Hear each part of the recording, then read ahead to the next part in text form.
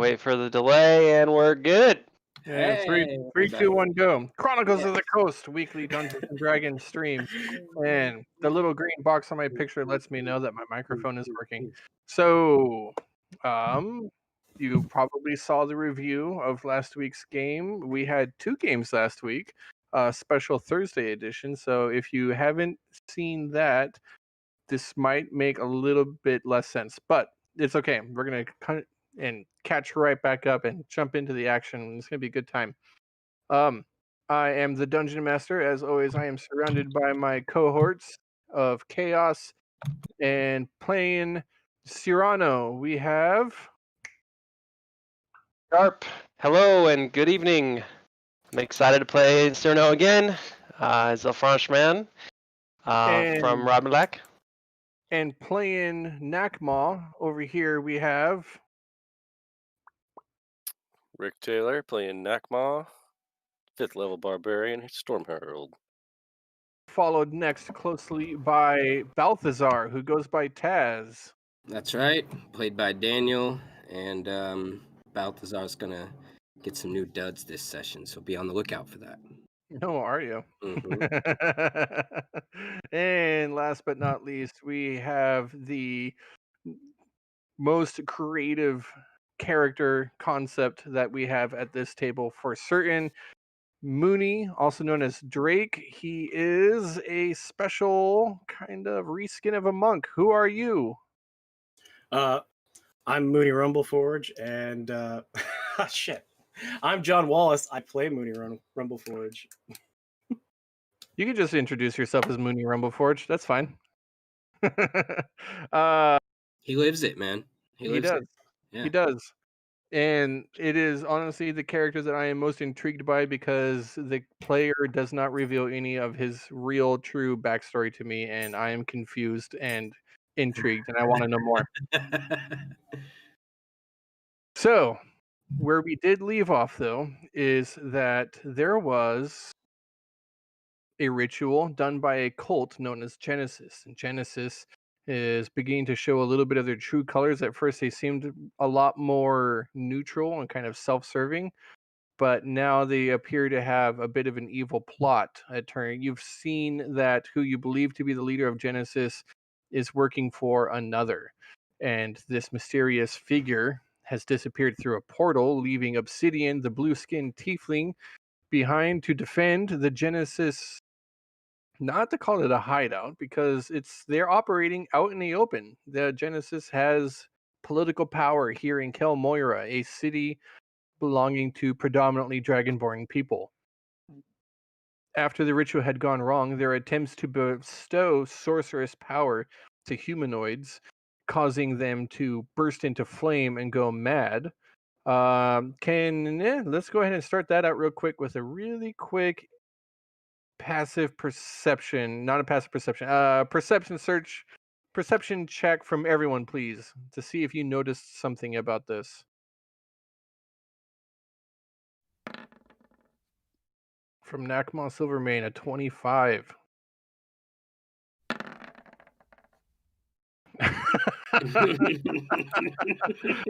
Let's get that out of the way. Yes, please. Let's get that directly out of the way. There was smoke in my eyes. Nice. Yes. I couldn't see anything. Oh my god. Not good enough to beat Happy roll Nakma. 2 ones. Double ones, nice. And the Thank God Drake, he got out of the way. 14. By the grace of the gods, Nakma, what do your minotaur eyes see? Nakma, one of the things, and I haven't figured out how to do it in just a specific kind of chat only here. Maybe I can type it out to you. Can I do that? You could send Advanced? whispers. Can I? Yep, it's \W, then the name, or \W space, the name, space, the message. Let's see if that worked. Okay, apparently not the space. Let me just do /Nakma, if I can spell it.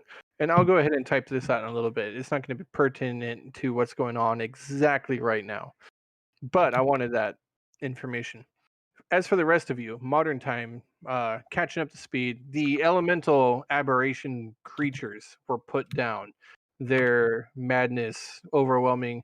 You utterly destroyed all of them. You rush back into the building to look to see what is going on. In front of you, you see that the majority of this building is an absolute disaster, that the ritual had exploded and set most things on fire. Most of Genesis has fled out from various exits. There is a single unconscious dragonborn who you remember being the focus of this ritual, a dragonborn who, based on past accounts, you believe that she would have been a fledgling sorceress, in that they were trying to tap into her budding power to bestow it to the other followers, who were test subjects. They were slaves belonging to the city. She's unconscious on the floor. Obsidian is in the back. Mooney, you had a javelin in hand, cocked back and ready to throw, just as the blue-skinned tiefling yells out, "Gods, we're under attack!" And this is where you decide what you are going to do. Now, where is Taz in relation to Obsidian and where the Dragonborn had fallen?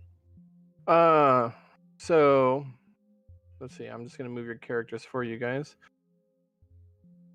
I'm gonna say that Mooney was kind of up front because he was throwing. Oh, hey, look at that! Because he was throwing a javelin, and Balthazar. Damn you, Balthazar! I'll say that you're right next to Mooney. She is about 60 feet away, I believe, is what I said. Okay. Wait, you said the Dragonborn. The Dragonborn, yeah. not 60 feet away, roughly 30 feet away. She's about the midpoint. Okay. I begin weaving the motions of a spell, and as I do, I just take off running, and after 3, 4, then 5 steps, I just disappear in a cloud of smoke, and the stench of sulfur fills the air, and then I reappear immediately next to the Dragonborn. Okay. And I start administering a healing potion. Okay. Healing potion administered.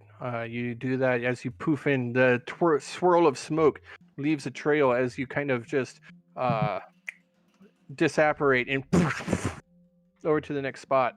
There you are, administering the potion, the fluid into her mouth, head back, reflex takes over, and she begins swallowing. Her eyes kind of flutter open. What's your name, dear? What's your name?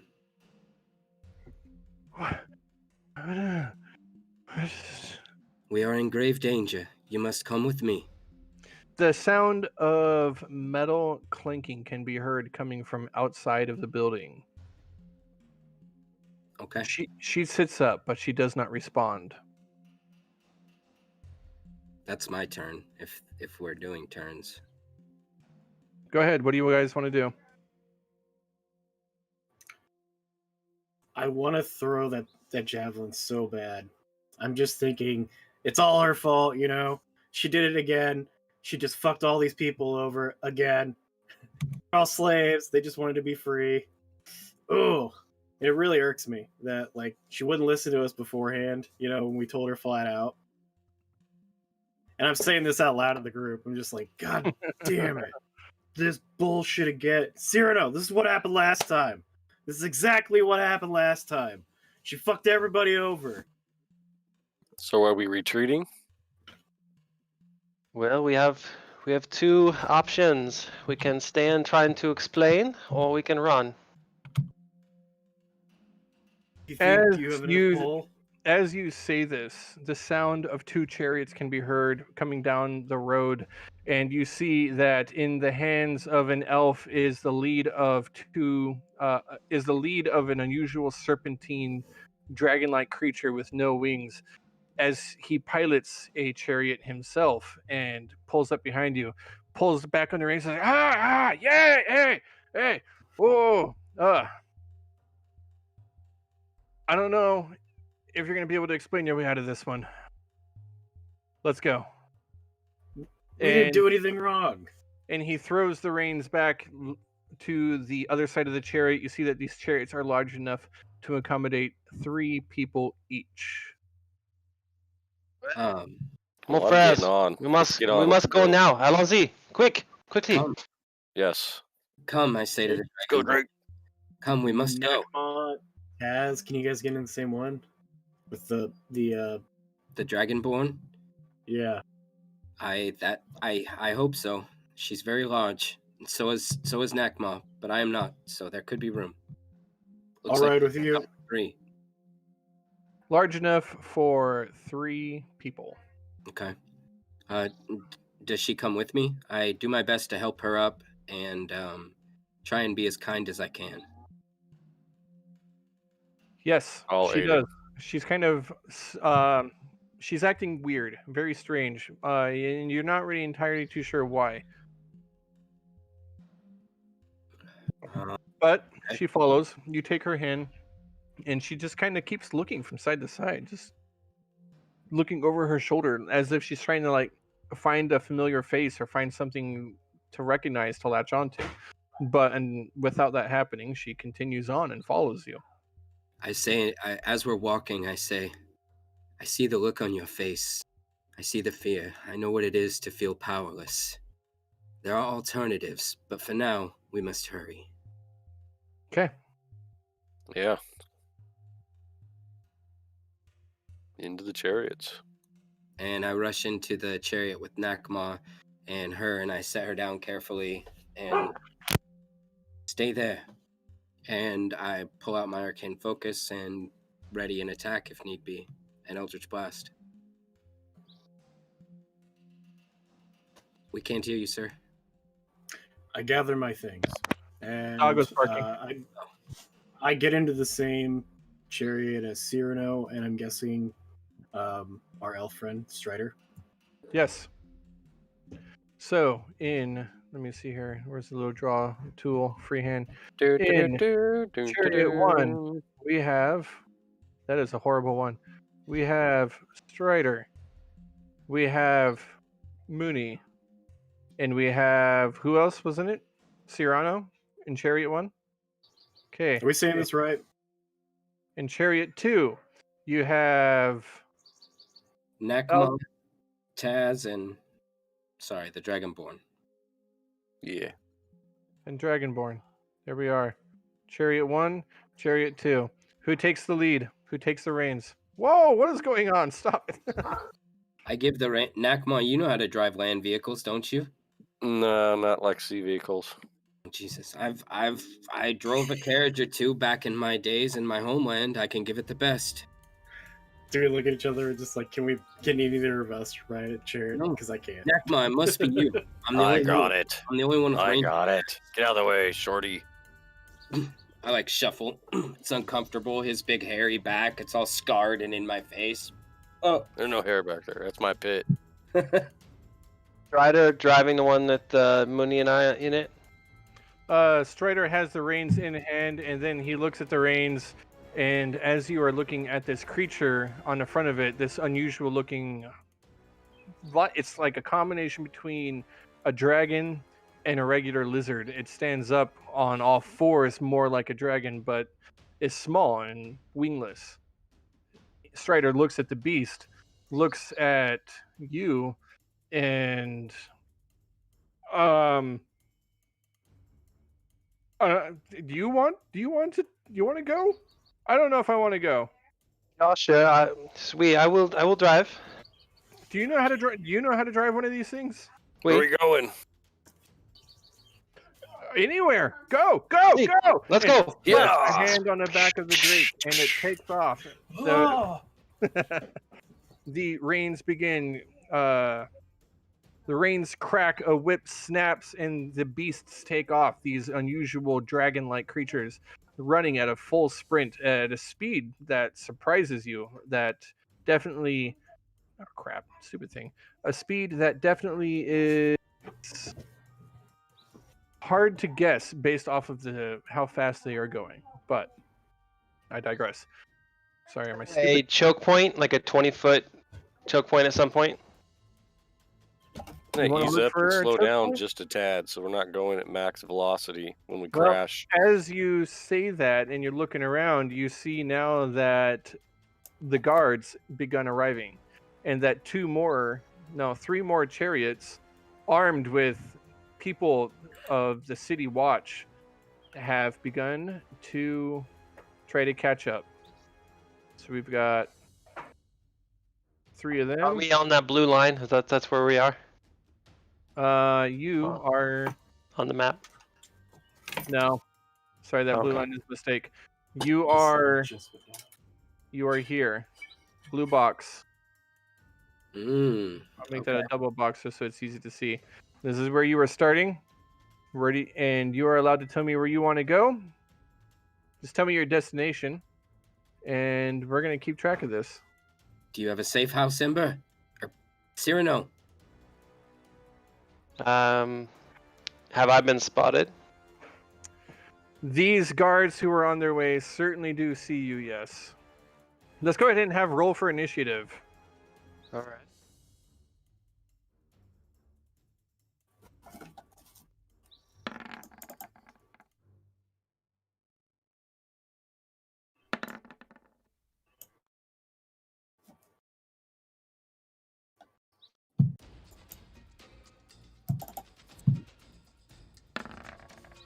Oh, Are we clicking on our minis? It's not popping up on Woohoo, turn order. 20. where are our minis? I don't know. Are we just manually? We'll just manually put them in. It's fine. Yeah, That's don't fine. worry about that. We'll No, it's- manually put it in if we can. Oh, dang. Oh, wow. Dang it. We had a Wow. 20. That's our. Let's keep getting them out, you guys, because this is Wow. not what I expected. Well, I'd like to do an intelligence check to figure out what my character knows. I am tapped into the somewhat underbelly of this city, so I would. I'm gonna use what I can to try and lose them on my way to some place where I know there's less guards.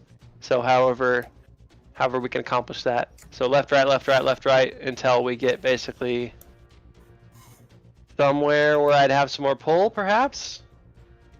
Perfect. We can do that. Take the lead. We would do exactly that. Just a second as I try to get the last of this little bit in order. Balthazar was in a different one, so I'll go ahead and grab Balthazar.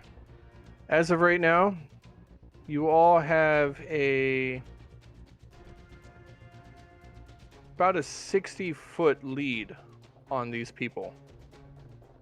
60-foot lead. Okay. Yeah. And we are in the Pyre District. What have we learned? What has Balthazar learned about the Pyre District since he's been here? Not a whole lot. What was your intelligence check? Intelligence check on what? To like learn stuff about the city. I can make one. It's a it's just Talking about me knowing where to go. Sierra, I got yours, Cyrano. You Okay. That's all initiative. No. My one was an initiative, yeah.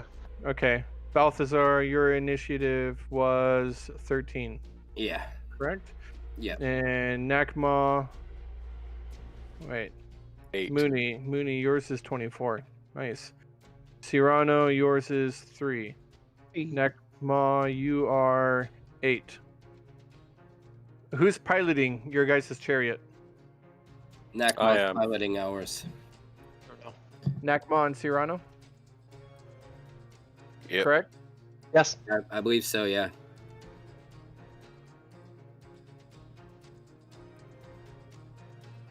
How did I do that?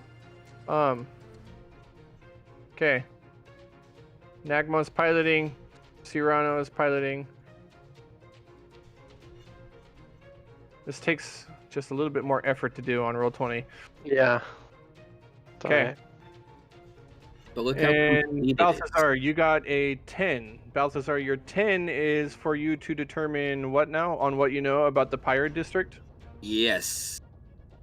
And just Yeah, exactly.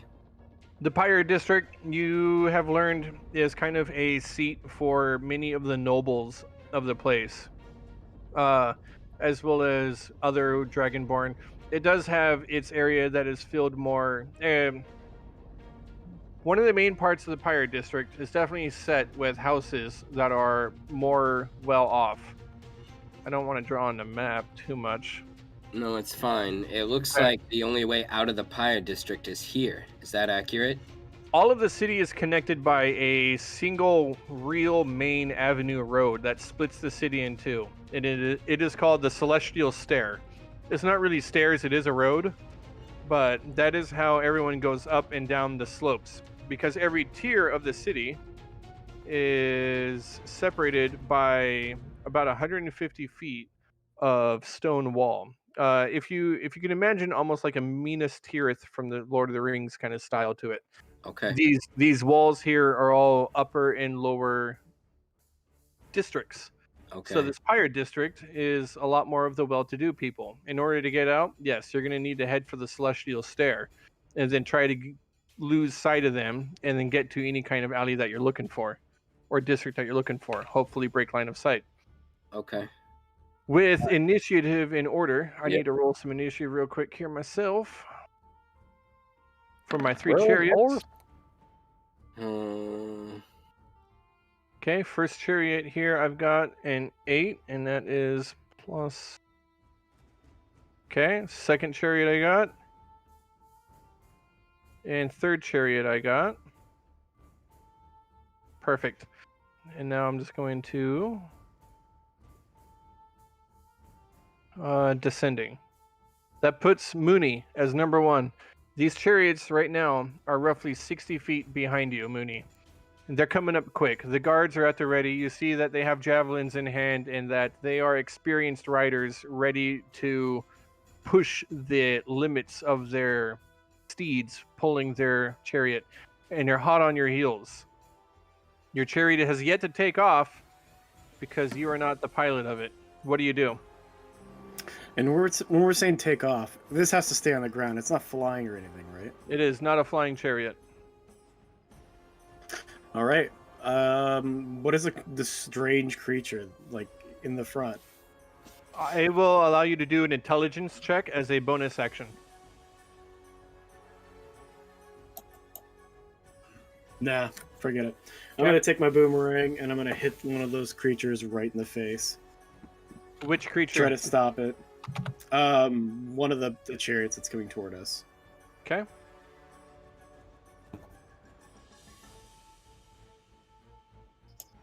I'm sorry. Roll20 is going really slow for me right now. I tried reloading it and it took me about 4 or 5 minutes for the page to load back up. I could just roll it with dice real quick. Do you want me to roll for you? What are you rolling? Go ahead. Roll me a d20. Just a and d20? add- Okay. Yeah, I'll just tell you what the total is. It's a 13. All right. Add 6. 19's probably a hit.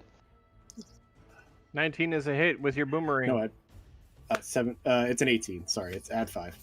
18 is a hit with the boomerang. 4 plus 3. No, it's a d6 plus 4. Oh, 6 damage. Do it again for me, please. Okay. My connection Do you have a is second active. boomerang? Yep. Okay. Second one's a hit, and it does. There you go. 8 damage. Nice job. 14 damage. Couple boomerangs.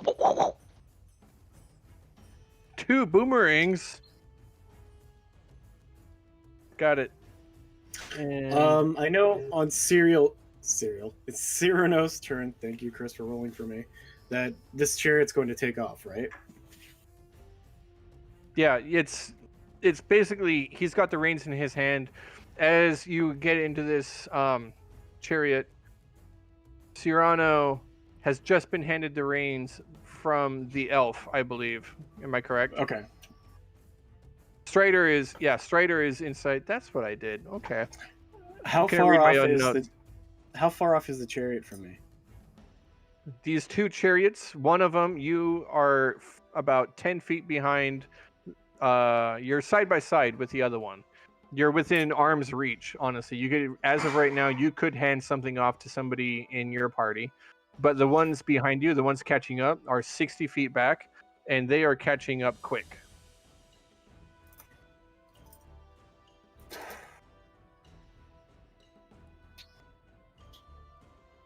No, I couldn't make it. I guess as my bonus action, I'm just going to just sit here and prepare myself. I look for any seatbelts and try to like tighten myself in. You know, I pull out Ember's shield and I kind of hold it like behind us, like this. Projectiles. I like it. No, wait. I take Ember's shield and I strap it on as hard as I can, so like it doesn't come off, and like it kind of protects my back. I kind of like duck like this. Perfect. The two chariots, they make their rolls. Can I make these rolls in secret? And Eh, click on the dice up on the left side. Yeah. There's a GM button, I think. oh, yeah. I Okay, think that perfect. just rolls for you. Perfect. Okay, so I've got... We give it a lot of shit, but Roll20 actually does pretty good. Yeah, it serves its purpose. Just but the band-aid. Thanks for rolling for me. Yeah. Hey, 2 hits. Just said One of the chariots. Oh. One of the chariots, you can see the pilot of the chariot being more proficient with the vehicle than the others. Pulls ahead, cuts off one of the chariots, and takes the lead. 2 of them almost crash into one another, and he steps out in front, closing the gap, and is now only 30 feet behind you within seconds as these beasts come rushing up. And that is his turn. All 3 of the chariots are going to be making some attacks. There are 2 people on each chariot. Only one of them can make an attack right now, so there are 2 attacks coming at you. They choose Mooney and they choose Strider in order to take those. Ouch. Okay, Mooney and Strider. So Mooney, that is an 18 to hit, or an 18 plus. Yep. What's the plus? It just needs to be +2, and you'll beat it. That is a... It is a plus... Yeah, it's more than a +2. Okay. Oh, wait. what is he Sorry, throwing? hold on. He actually has to do this with disadvantage, so I'm going to roll 2 more d20s to see what their disadvantage is. Is this like moving? Oh, well, it would have been a crit. So the first one is still a hit. The second, and it's a spear. It's not a javelin, it's a spear. The So is he second throwing one, this? You throwing this at me? he's throwing a spear at you, yes. Okay, since it hits, I'm gonna use my reaction. All right. So what do I roll? Your martial arts dice to see how much damage you absorb? Oh, Which it's is back now. I can roll it. You're back Hold in on. Roll20. Okay, go do it, man. Yeah, it's still rolling like cottage cheese though. Show us that monk shit. Let die. It's a D10 plus my monk level plus my dexterity. Nice. It like goes flying past Balthazar, and he like leans back, and it's like, All right. Does it beat the damage? What was your... Sorry. Your roll It's is like 15 or something like that. an 8? Yeah. should be more than 8 it. plus Didn't roll the damage yet. 4. Okay. So the damage would have been Oh yeah. 6 total.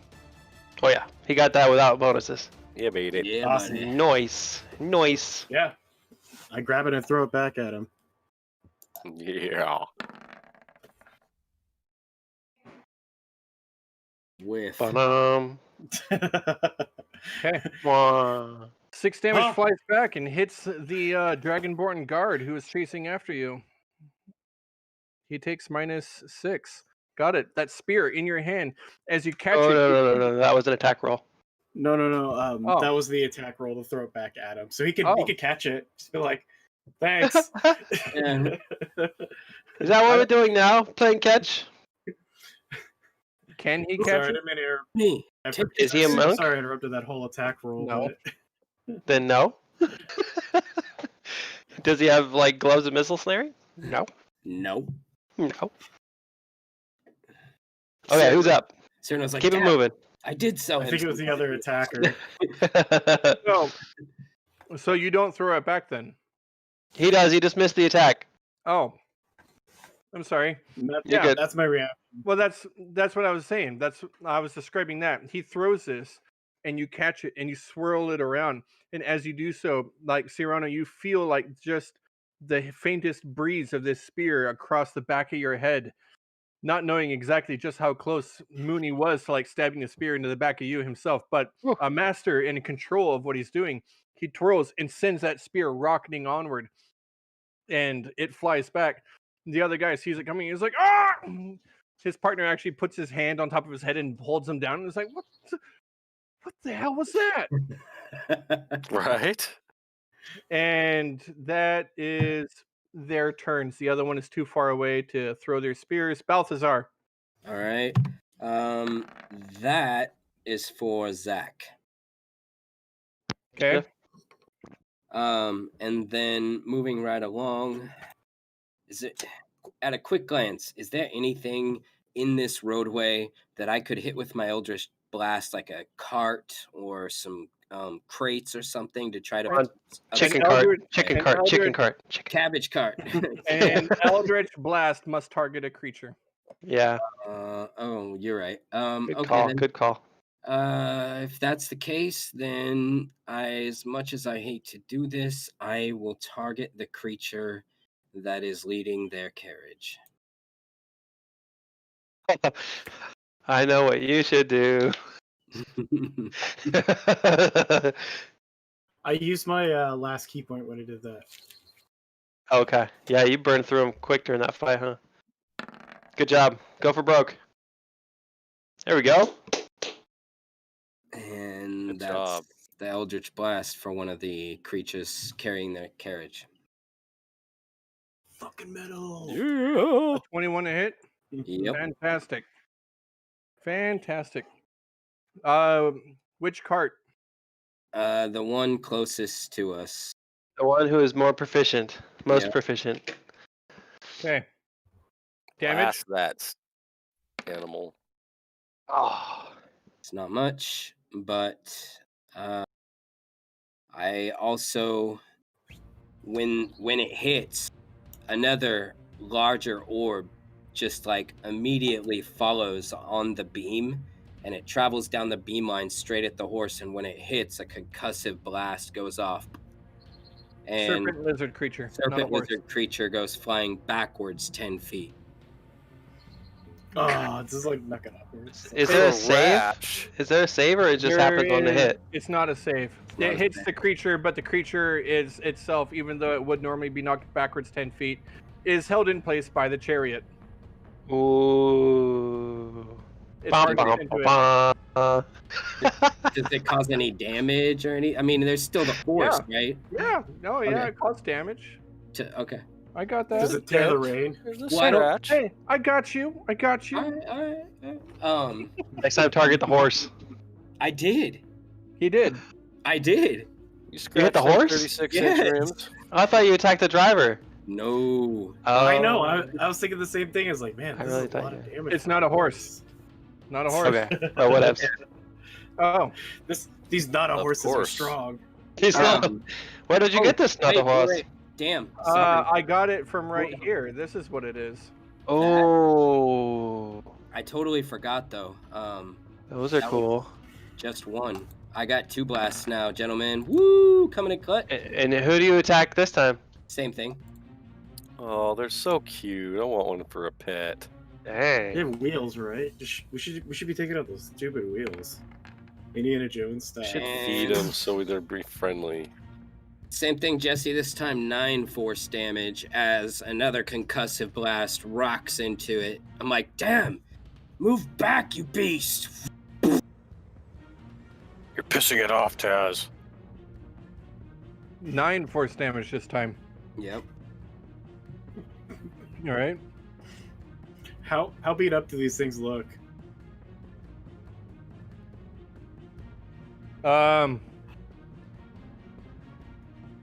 It looks all right. He looks healthy. Okay. So is Zach next, or is someone else next? Did you roll for Zach? Yeah, I popped him. His roll was the 16. Okay. Then do we Like have that's before me. do we have a token for Zach? I think we had one for Zach, didn't we? Yeah, there was a bug, dude, that you had at some point. Right here. There was a nasty looking little bug. Got it. Zach and add turn, and Zach had a 16. Can I? Oh, did he put him where he needs to be? Like somewhere else. Yeah, I mean, he's gonna try to swoop in for an attack, on the Technically, he goes before you, but all right. on the Continue lizard. on. Okay, on the lizard creature. What is Zach's speed, by the way? Zach's speed is 40 feet for fly and 20 feet on the ground. Go for the eyes, Zach. Perfect. Yeah. And if he's able to make an attack this round, he swoops in and he tries to sting this little bugger. Yeah. The beast or the driver or the... The beast. Okay. Go ahead.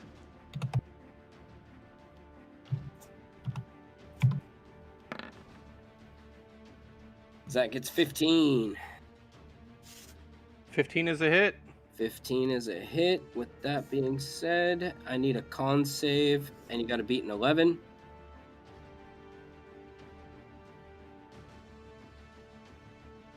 All right. Con save D20. Doesn't work. Here we go. Oh, okay. The creature passed.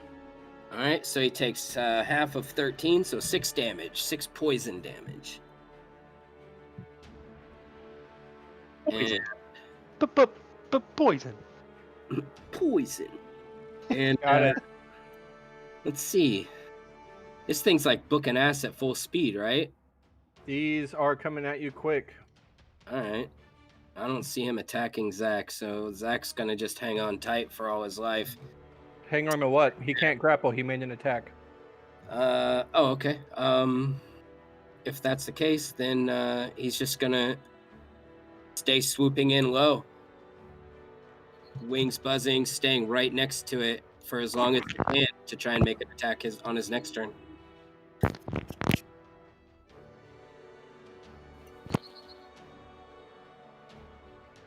Trying to eat off camera because I'm a train wreck. We can see you. It looks good. I'm gonna have to order some. Everybody's got to eat, right? Everybody's gotta eat, bro. We eat dinner late around here. Got it. Zach and Balthazar. The other chariot makes an attempt to get forward. I already rolled for it, though, I believe, because I accidentally rolled for all three of them at the same time. So that roll still counts. Nakma, you are the driver of the second chariot. I am. I'm gonna get the hell out of Dodge. Yep. Where you pinged on the map where I'm heading. Downhill on this main road. On the main road, you go. Give me an animal handling check.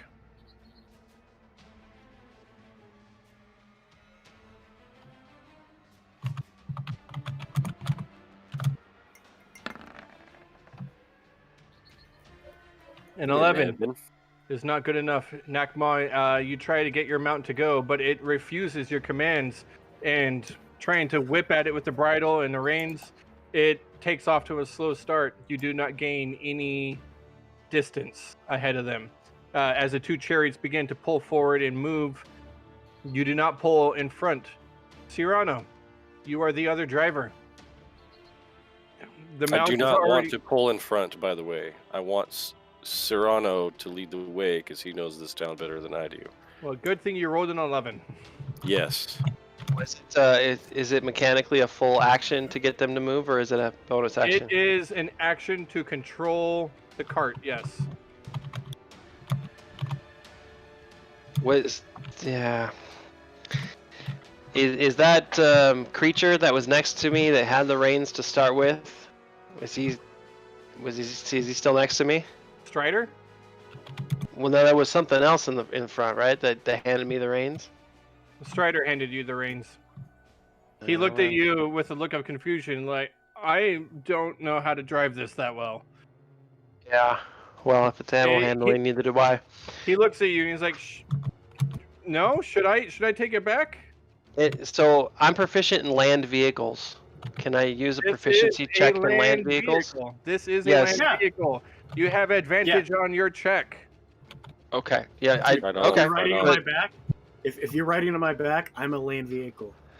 No, I'm just asking because you asked for an animal handling check, so I did because it's controlled by an animal, but it is a land vehicle, so you have advantage on your check.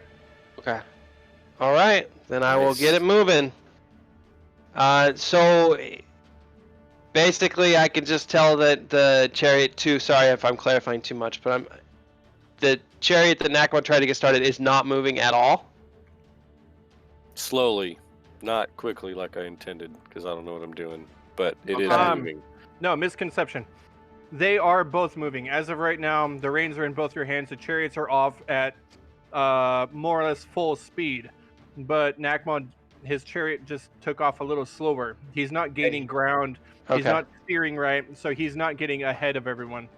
All chariots are moving now at full speed, and that means that they are keeping up to Nakma with your advantage. And if your check on animal handling with advantage is high enough, then you might pull ahead.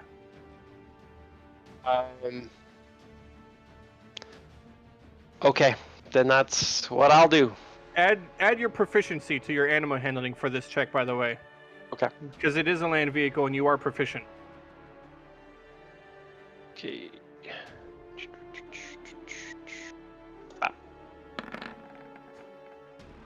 Oh, so it's only 3, so 15, I think. 15 is enough. Okay. Cyrano, with the reins in hand, you pull forward and begin to take your chariot, and you manage to gain a bit of distance between you and your pursuers. You still have a bonus action if you wish. I'm okay for now. Okay. And remember, it is a free action to hand something off. Just so you all know, you can hand off the reins to somebody else if they agree to take the action to steer. Don't even try it. This is my dream. Live for this moment. Free action. Okay. That brings us to back of the top. Mooney. 2 boomerangs are gone. The chariots are racing down the street at high speed. A high-speed chariot right here, just so you know, you are roughly traveling now at about 100 feet a turn.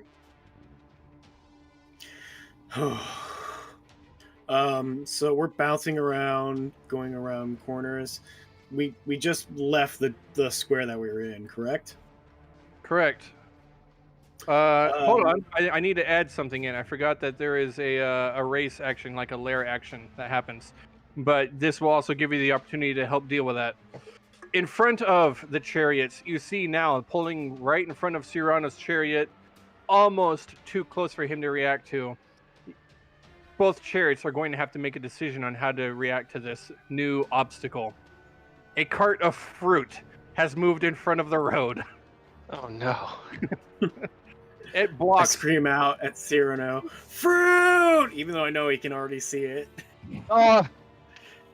You can try to deal with the threat on any way that you can, or you can continue to deal with the people behind you. If nobody deals with the fruit threat before Cyrano, then Cyrano will have to try to deal with it however he can. Or maybe Can you I can use- turn it to your advantage. I'll let you, Can the I- creative players, figure this out. Can I use my turn, right? Or my bonus action on my turn to give him advantage to like pass this? Can you? How would you do that?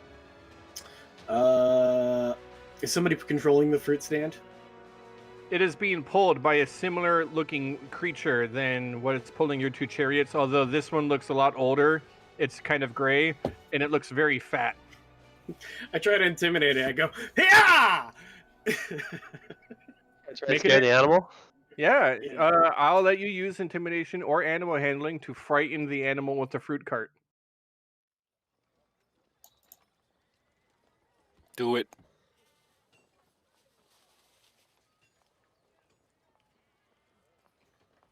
What the hell? This is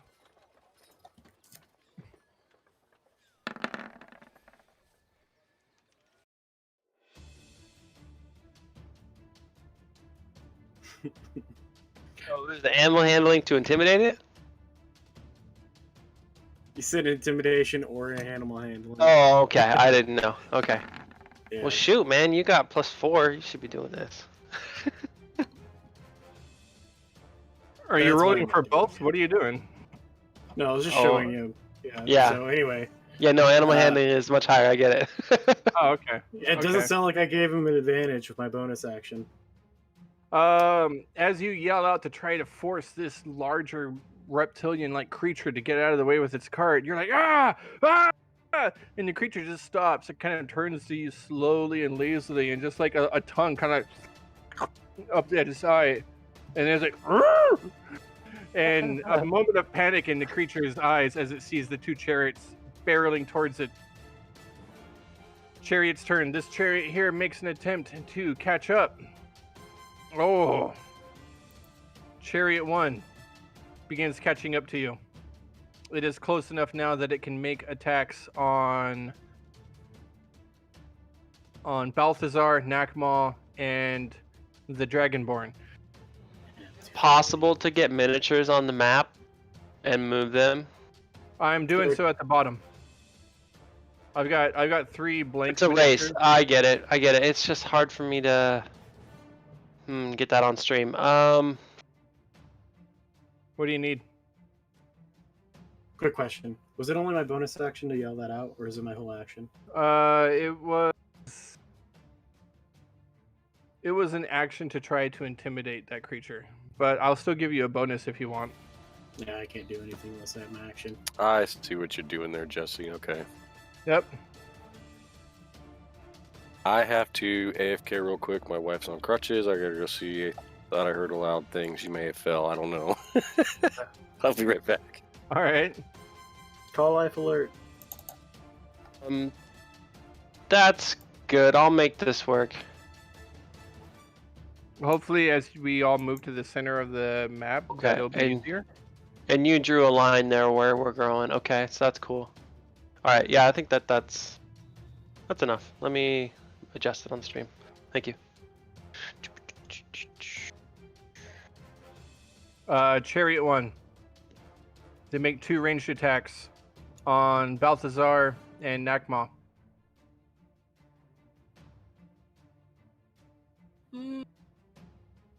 Balthazar, Are we all going the same speed right now? roughly, yeah. So what's the if you- distance between if each of you- us? if you pass your animal handling check, okay, or if you pass your whatever to get ahead, then you move forward a space on this what's basically a line graph down here, okay, and that brings you ahead 30 feet. So right now Balthazar, Nakmal, and the Dragonborn are 30 feet behind Cyrano, Mooney, and Strider. Okay? Okay. All And well. You didn't fall. 30 feet behind Chariot 2 with Balthazar, Nakma, and the Dragonborn are 2 chariots that are now side by side. And right behind that is the 3rd chariot that is trying to catch up. So, Chariot 1, they made 2 attacks. The first one against Balthazar was a horrible miss as this massive spear comes hurling through the air. Yeah! It's thrown and it completely misses.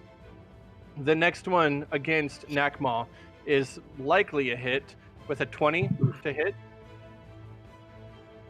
Nakma, is that good? Did I hit you? Yes.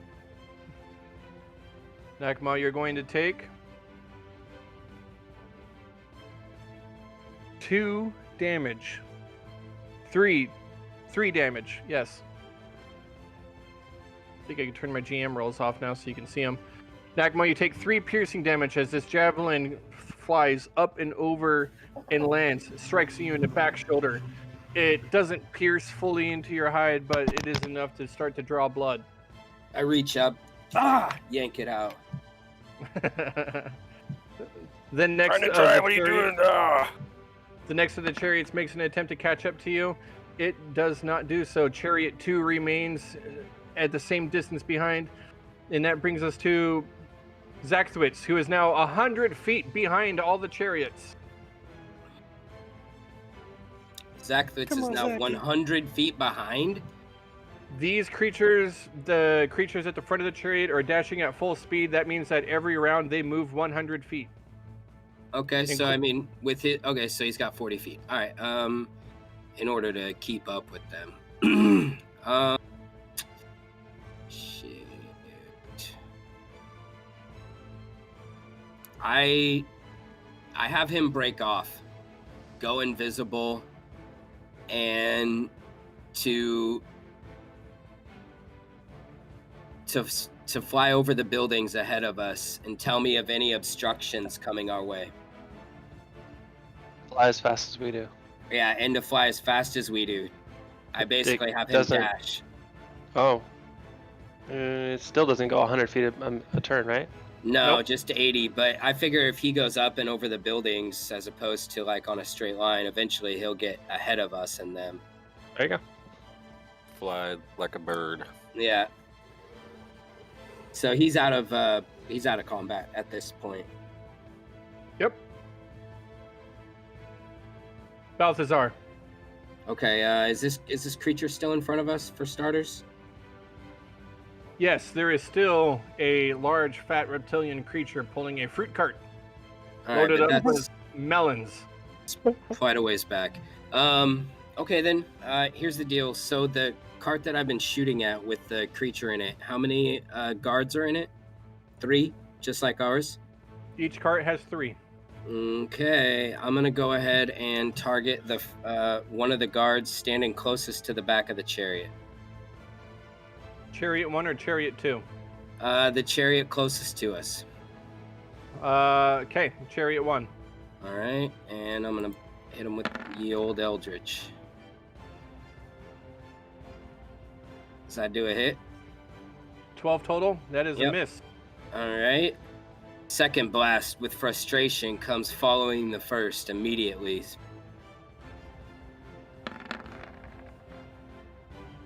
There we go. Oh, there you go. Hit. Okay. Roll damage. 11. And another concussive ball of energy follows the second blast down the line, hits him in his chest. Poof. And he goes flying 10 feet backwards off the chariot. That was 11 force damage to that one. Yep. Okay. Your first blast of Eldritch Energy conjured up in your hands, red like hot lightning and hellfire.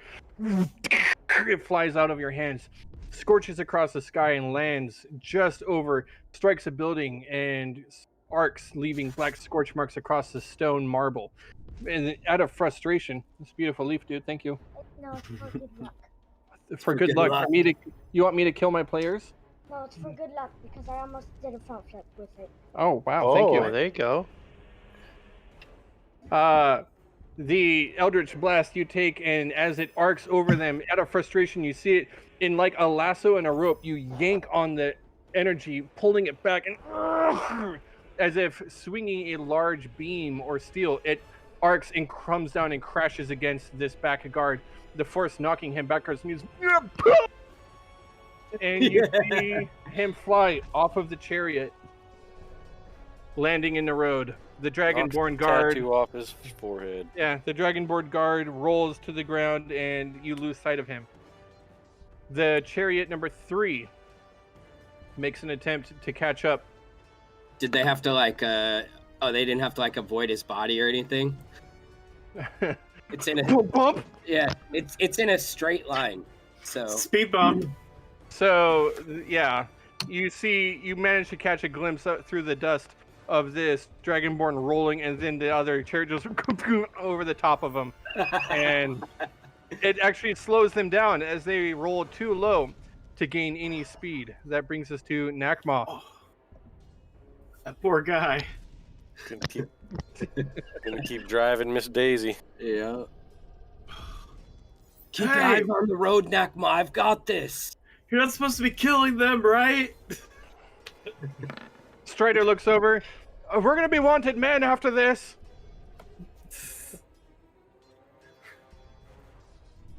You're a cop killer. You know that, right? That man is not dead. He sure looks dead. Oh yeah, no. Nakma, that was a animal handling of 15, correct? Yes, sir. With a 15 Nakma, you are able to pull further ahead. Why am I using yours? There we go. Nakma, you and your chariot pull farther ahead, and you are now shoulder to shoulder with Cyrano. Look over at him. How you doing? You got anything else free action? Oh, you look over and Getting the hang of this. Hey, Cyrano, you better have your wood screwed, because I'm gonna blow your doors clean off. Right.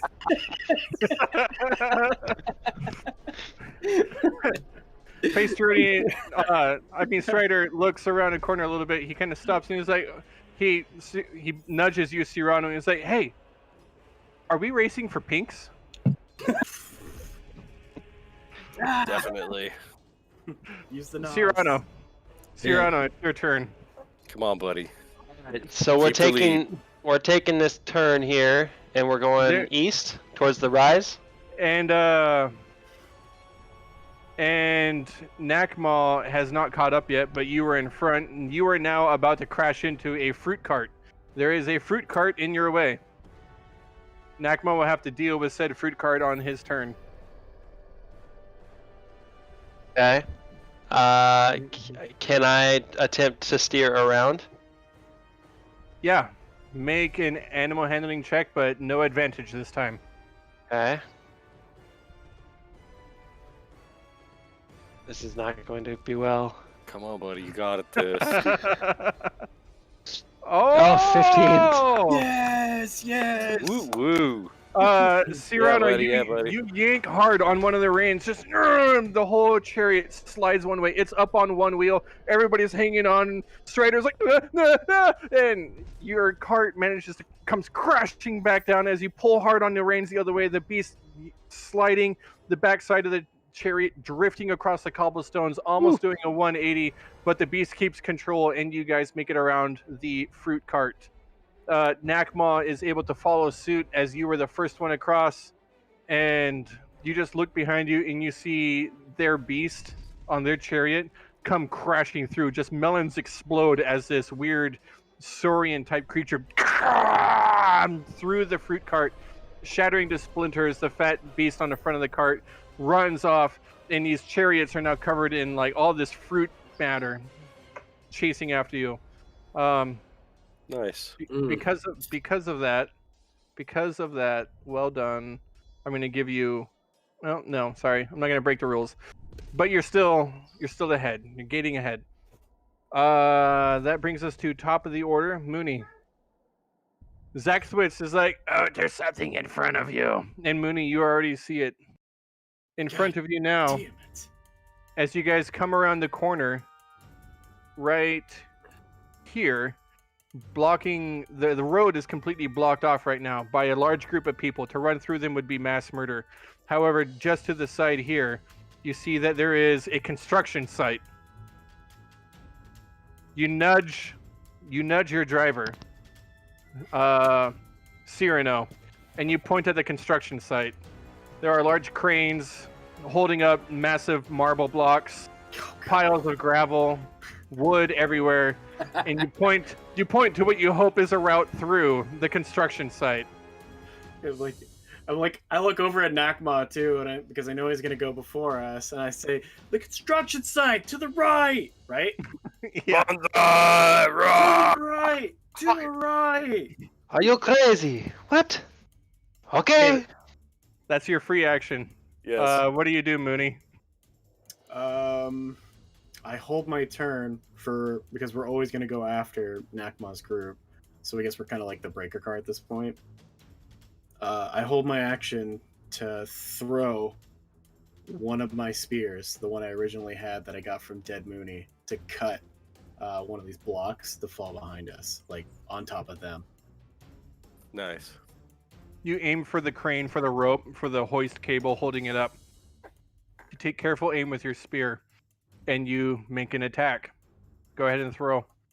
Am I Disadvantage. holding my action until they're underneath it?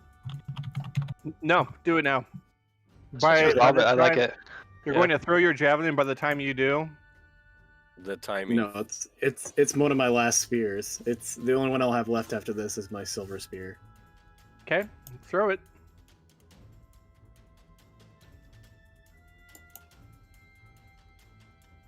Come on, Mooney. I see 20. Oh. Oh, so Oh. good though. Still, Yeah. I love it. Good. Ah, That would Oh, have been sweet. it was so close. it's so close, but 15 is not enough. Your spear, you see it fly through the air, and when you're certain it's about to hit that rope, it sails past it. Mm. I roll my eyes so hard, right? And I hope that like Strider doesn't see this happening, like he's too busy. And I hope to God it just doesn't accidentally hit some poor random like slave worker that's out there. I pull out the hand axe that I got from the moon elf and I throw it at that same rope, trying again. Oh, okay. Come on, Still- Drake. Still with disadvantage. Still in the game here. Come on. You got this. It's gonna be a D6. Oh yeah, that's right. Got it. Ah, Curses. excellent attempt. Fantastic idea. Absolutely Yes. loved it, but not enough. How high up is the piece? It was high. It was probably a good 40 feet up in the air, and it would have come down with a very satisfying crash. But your two attacks are just short. Anything else, Mooney? All I can do. Okay. Next chariot makes an attempt to try to get in close and close the distance. Doesn't do it. They are too far back. They are not able to make any attacks. The next one tries to do the same. Likewise, they are unable to get close to you because they are racing through what appears to be debris of watermelon and Nice. broken cart. They just don't get forward enough to catch you. That is the two chariots. The two of them cannot make any attacks. Balthazar. Okay. So they can't make any. How far back are they? 60 feet right now.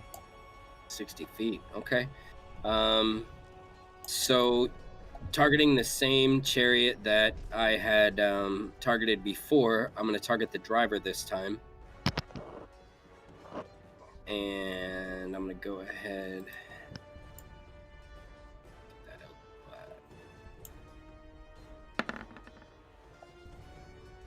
There we go. Nice, man. Nice. Good hit. Good hit.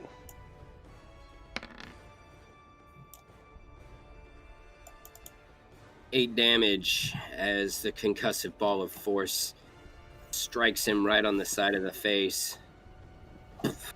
He like ragdolls and goes flying off the chariot. And I was targeting the driver this time. 8 damage striking the driver of the chariot. He flies off the back of the chariot. into the air, crashing to the ground. This was chariot number 1 again. Mm-hmm. And he is dealt with. The reins fall. Anything else? Yeah, I target the driver of the next chariot with my other Eldritch Blast. Okay. Enough of this! Go back to your homes, men! And I miss. Your first blast, sailing through the air, striking the first one. He falls backwards, lands on the back of the chariot. He rumbled out and lands onto the ground. The second one, your second Eldritch Blast, flies forth, but it only strikes the side of the chariot. You see him duck down a little bit. They see now what's really going on, and they begin to take cover behind the chariot. Is Zach able to release this block from its crane line? Yeah, after everybody leaves. Oh, okay. He's too far gone. Oh, okay. And Balthazar, that is your turn. Yep. Chariot 3 makes an attempt to try to close the distance with you once again. And they are not able to catch up. They continue trailing in the rear.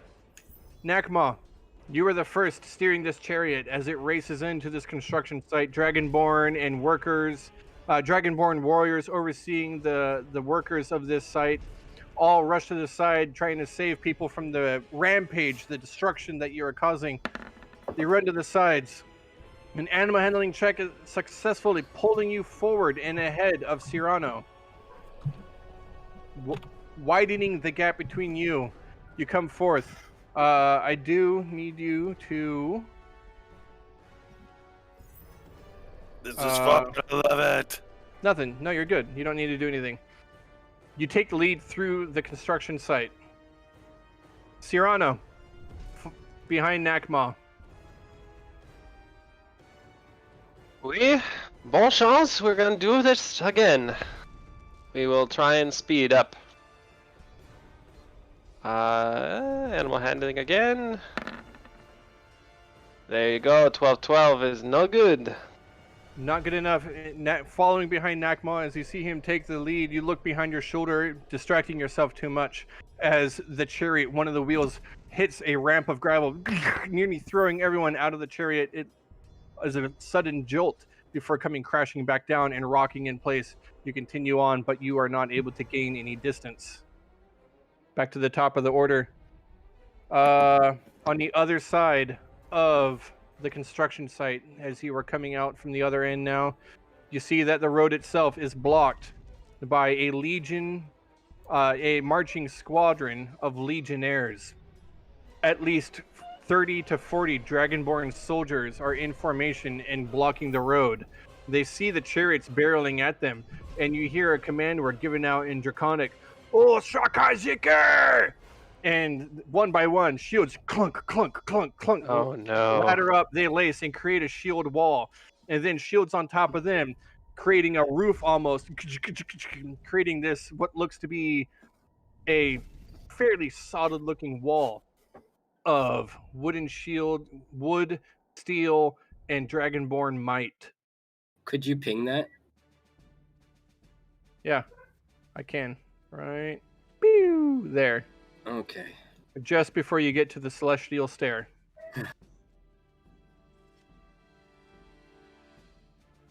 Okay, I use my keen eyesight to look for a path around. Perception search as a bonus action.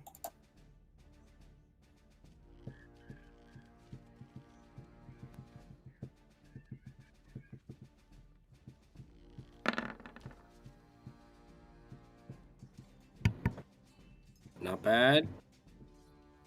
It says 11 and 5 for me. I see 18. Yeah,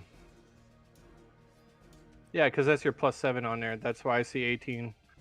So, no, you do not see a way around it. It appears to be a wall. A very sturdy looking shield wall. Is this the end of the line? Anything else, Mooney? So, I see clearly there's only a shield wall in front of us. Yeah, they see what's coming, and they have created a shield wall to block off the street. There's no other route that you could take. I can't get us to weave back through any of the other ways. Okay. Not without turning around. Do I think that we have time to turn around? They will be right on top of you. Probably crash into you. The other chariots will? Yeah.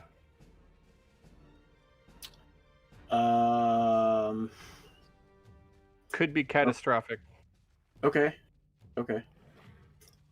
I look at Cyrano and I look at Strider and I say, ram him.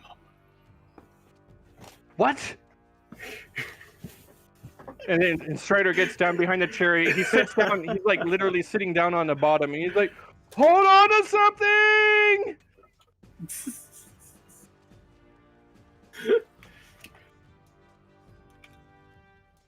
And anything else, Mooney? No, hold on. So, does that seem like our only option at this point? Just to ram him so the other car can get through? Okay, so the other chariot goes now. They make their attack. They make the. All right. If they're going to ram him, then I guess I'm going to try to clear the way. How far away are these guys? Probably about 60 feet right now. I mean, it's closing rapidly. Fuck. You're moving at about 100 feet per turn. I pull out my ladder, and I stick it in the front of the chariot to set it up as the your ladder. How? I pull out the ladder and I set it up to be the thing in the very front of all of us to take all the damage from this as a battering ram. How do you have a 10-foot ladder right now? Where is this? Never asked.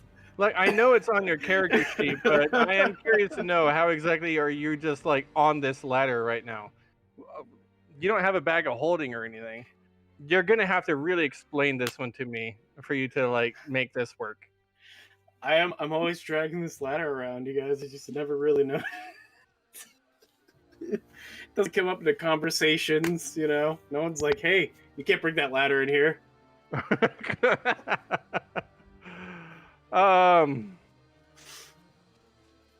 It just never comes up. Yeah, I thought it was quite strange, but here it is. Okay, you know what? Fine. We're gonna deal with this ladder right here and now. This ladder is out of here. You do not. The ladder. You do not get to put the ladder in front of your chariot exactly how you described it, but you can use it like you're jousting. And you have this ladder in front of you, all right? The celestial stare meets Mooney's ladder. There you are. I start yelling out, "Ah!" Mooney has a 10-foot ladder he's been holding onto on the side of the chariot, and he just whispers over at Cyrano, "Ram him!" And he just, and he's ready to joust into the Legionnaires, and that's your turn. God. Okay, we're gonna deal with this when it comes up. Chariot number 1 manages to. I'm losing my spot. I thought chariot number 1 was the right. I booped off the rider. You did. The other guy grabbed the reins. Oh, Yeah, each one has 3, I think. That's right. Each one has 3. The other guy, the final guy on that chariot, he grabs the reins and gets going. The Dragonborn driver, new Dragonborn driver, pushes the chariot ahead, though he has no one to help attack, so he's focused on following. The next chariot makes an attempt. They pull forward again. Now that they have pulled forward and that they are within range of Cyrano's cart, 2 of the passengers will make attack rolls against Cyrano and the other passenger. Cyrano, it's a 16 plus 3 to hit you. 19 will hit. Okay, and the other passenger in that one is Nakma. They don't want to hit the Dragonborn. Nakma, it's a miss. It's a 6 plus whatever. Misses. Cyrano, you will take... that was a +1, 4 piercing damage as a javelin flies through the air and strikes you into the back. Oh, come on, Mooney. Keep them off of me. Balthazar, you are next. Do I see any way around these guards? Something that we could jump? Something My that I could hands are full. pull aside? Anything, any way around these guards? There is nothing in the way. There's no way around them, you mean?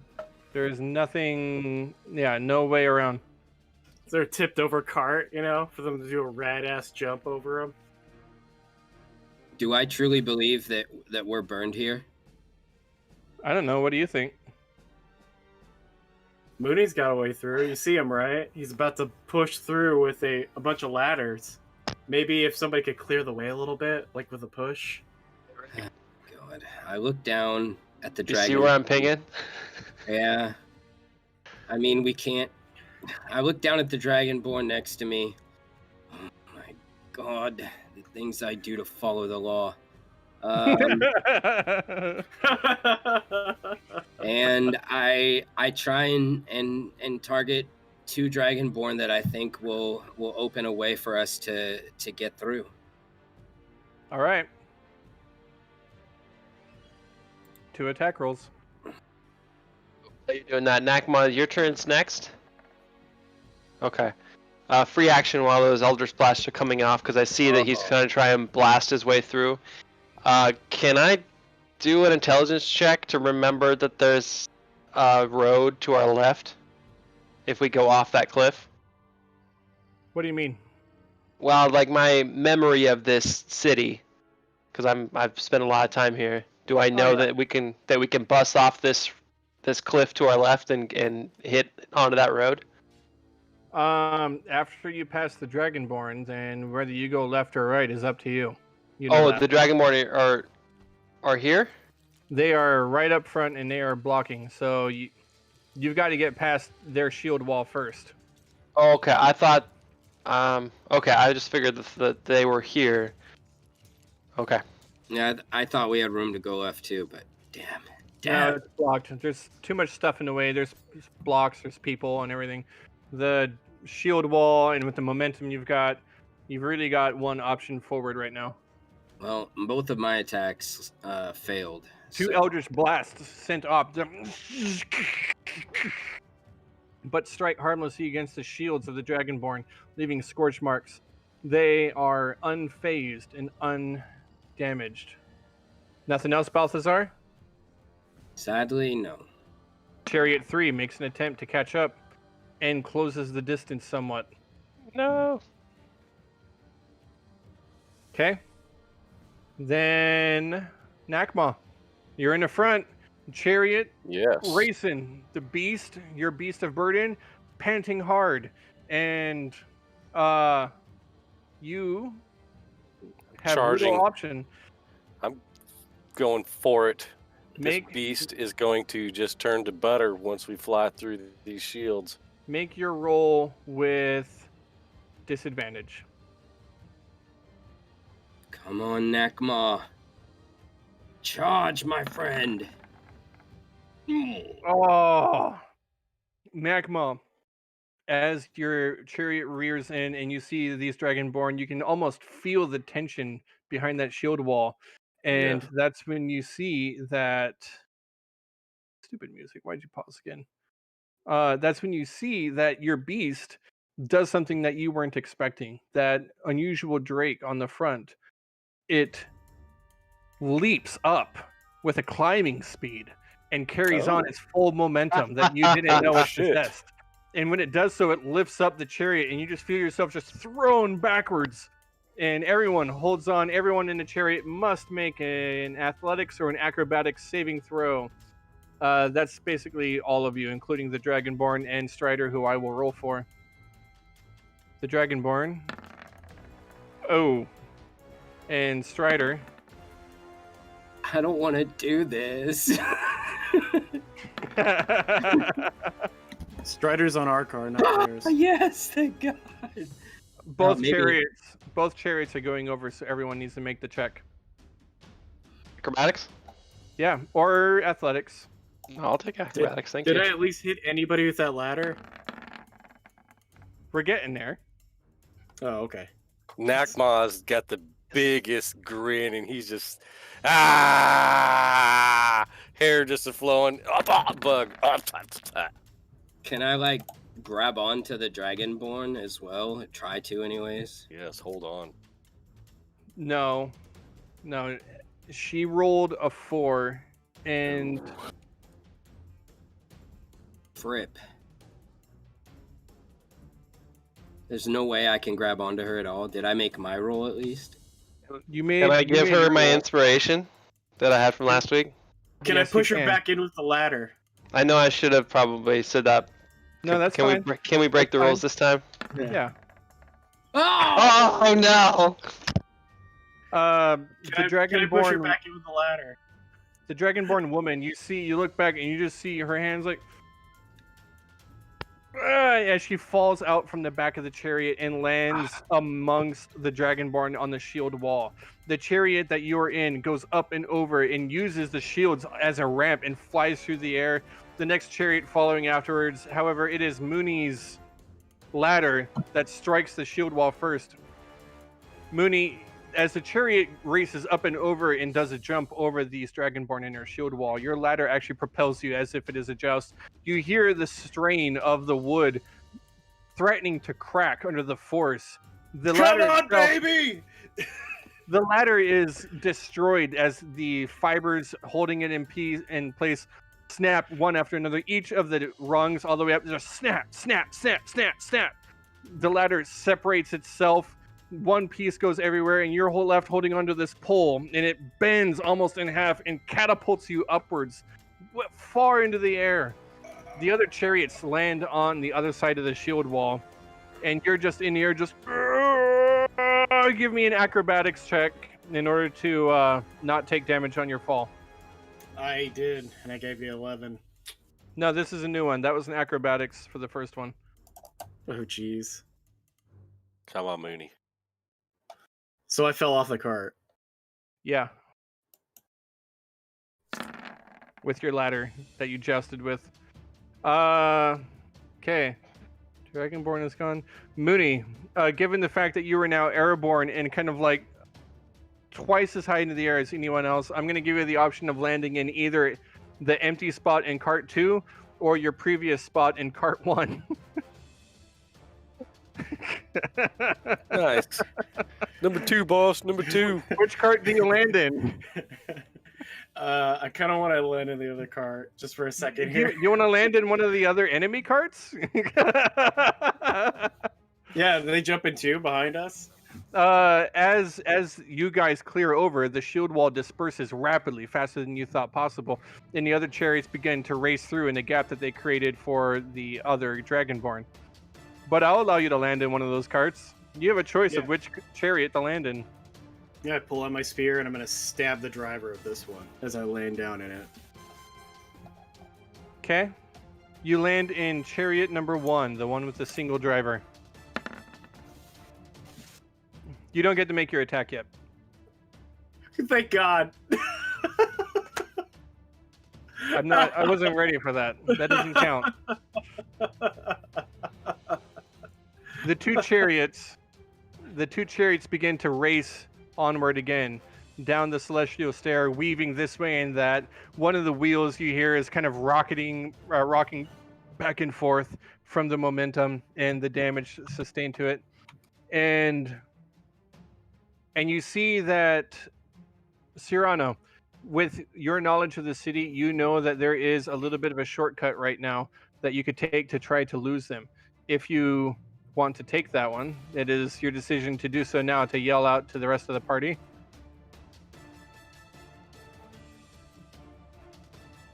Shortcut, Cyrano? Shortcut, yeah. All right. Cyrano points to a shortcut. He knows an alley. Nakma, you hear him yelling and see which way he's pointing, and you decide to cut through an alleyway and around some buildings in order to try to break line of sight. As you come around the corner and swerve into this alleyway, you're confronted with the sight of strings of laundry hanging between buildings. There are sheets hanging down, clothes and undergarments everywhere. You can't see more than 15 feet ahead of you at any time. the beasts continue to race on. Mooney, Gosh. as these other carts are coming around from behind, the driver is like, "Ha! Ha! Ha!" and just whoomp. Ah! Beautiful. And you have landed in the cart right behind him. I do that thing where like a cat swivels in the air, you know, and then the tail starts swiveling around so I can get my counterbalance. Okay. Yeah, I lay next to him and I'm gonna swing my spear at him. Make an attack roll.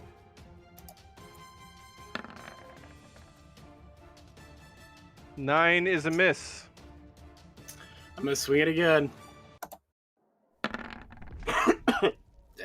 Oh, 25 is a hit. Heck yeah! I mean, yay, the hit. Yeah. Wow. Oh, What's with the double eights? that's it weird. thinks it thought it was doing it for the critical because it doesn't roll differently. Right. But it's just 8. Yeah. the first dice. Yeah, right. I tried Plus to your fix it bonus, earlier, right? too, and it didn't work. It's just 8. It already added its bonus. Yeah, it did. No, he means the bonus action, right? Fist of Fury or something like that. That's Not not what yet. I Just give me a Okay, yeah. second. Okay. So the 8 total with your spear, as you take it, you twirl it around, having caught your balance, and it's pierces into the Dragonborn's chest a little. Pull it back out, and you immediately see you've drawn blood, a substantial amount of blood, and he's. I'll use my bonus shit. action to make a melee attack, and my melee attack is bite. And you bite onto this Dragonborn. 12 is a Nice. miss. Unfortunately, as you bite down, you manage to grab nothing but metal in your mouth. And His fake beard. he continues on. That was Mooney. Chariot 1. He is... Oh man, Still he's got a second to decide what he's gonna do. He was steering. He's turned around the corner to the other direction. So this is when you land on. You landed on. He was steering, and then the thump. He takes the corner hard and sharp. Looks, and he's going down the same alley as everyone else, still side by side with the other chariot. But that's when he looks behind him and he sees you. The spear attack happens. He starts bleeding heavily, and he drops the reins and starts to slump down a little bit where he is. He grabs the sword on his side and tries to make an attack at you. No longer guarding, or no longer piloting. No longer watching, yeah. He gets... His attack is a 15 total. That misses. As he strikes forward, you manage to block and parry with the spear. He stops a little bit, and that's his turn. Chariot 2, he does not get to go ahead anymore. He doesn't roll for steering because he had to let go. Chariot 2 makes their attempt to pilot. Oh, no. Oh, fudge. 20! Chariot 2 takes the momentum that they got with Chariot 1 falling out of the way. Chariot 2 moves in and are now side by side with Cyrano and not Mooney, Cyrano and Strider. Strider stands up. Mooney is gone. He sees that Cyrano's piloting, and Strider looks to the side of him and is like, What have you got? What do we got to use?" And he starts rummaging through your pack. Oh shit. He pulls out. Use these? He pulls out one random potion, and he grabs one of the other potions, and he has 2 potions in his hand. I want you to. They're either acid flasks or alchemist fire, so you choose. Those are the only potions that I have. So he's got one in each hand. He's like, "Good enough." Ah! Knocks his headphones off of his head. I'll mark them off my sheet. Where are we going? You're through an alleyway. As you're rushing through, The clothes catch on fire? yeah. So it hits the chariot, I believe. I'm gonna have to make attack rolls. He makes 2 attack rolls. Oh. An 8 and a natural 20. Yeah. The first one is acid. He throws it in like Two as- 20s for the DM. as he's throwing it, it catches, and you see it like catch into somebody's hanging laundry, and it swirls around the thing. It shatters in there, catches you start to see the acid work its way through the clothing and the sheets hanging from the clothesline, and it snaps, and all of these clothes start swinging down a little, kind of like a pendulum effect. The other one manages to hit the cart and crashes into the side of the cart, and then just green flame Green flame. erupts up the side of it. The cart starts taking fire damage. It's a D6, correct? That's it. Yeah. Two 2d6. No, I think it's just one. it might be just one. Yeah. Let me double check, but I think it's 2. I think Alchemist Fire is just a die 4, but you have to actually put it out. Oh, was it the fire or the acid that hit? Sorry. The fire. Fire damage is almost always a D6 if you're just standing in a bonfire, so that's what I'm going to go with for now. As for the other one, Alchemist fire is a D4, and then it catches things on fire. all right. Well, I'm just going to stick with the 3 that I got. Okay. That is the 2 chariots, or the first chariot. Strider took his turn on that one in order to try to defend you. The fire igniting the side of the chariot is enough that one of the people is distracted. They don't make an attack. He tries to put the fire out. The other of the 2 on the chariot does use his spear to try to thrust forward and strike out at Strider. He makes his attack. No, he's going to try and attack the wheel of your chariot. He makes an attack roll. Oh my God. 3 in a row. Good God. As Good the God. spear strikes, Trick. he strikes fast and true, and you hear your chariot thumps up with a heavy jolt, and you feel the damage happen as your wheel is now going. It's barely holding on, and you are in danger of your chariot being destroyed. Balthazar, Okay. you were just in front of chariot number 2, which is pulled ahead. We are just in front of chariot number 2, and can you ping that one for me so I know which one it is? That one? Okay. Yeah. So one of them is burning. Is it this one? No, this one was on fire, but one of the guards is putting it out. All right. I reach up to my circlet and I start focusing its energies, and the clouds part for a moment. A beam of pure sunlight hits the gem in the inside of it and then blasts out 3 rays of fire at each of I could target objects with this spell, so I'm going to target, if you'll let me, the harnesses, otherwise just the chariots. It's going to count as a chariot. Okay. So that means I gotta roll 3 times. Hey, Take that. The second one. Oh, and the third one. fudge, that didn't even roll.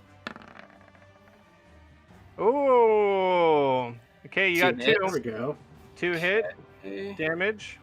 So then we're gonna go. Nice. First one is on the first chariot. Oh, come on. Oh, But they're on fire again. does that ignite things? Yeah. All right.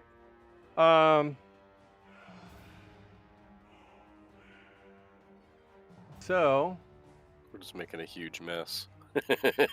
Yeah. And since that worthless familiar of mine isn't doing any spotting whatsoever, I'm going to summon him back to my side inside the chariot. yeah, your 2 blasts, you conjure this out, and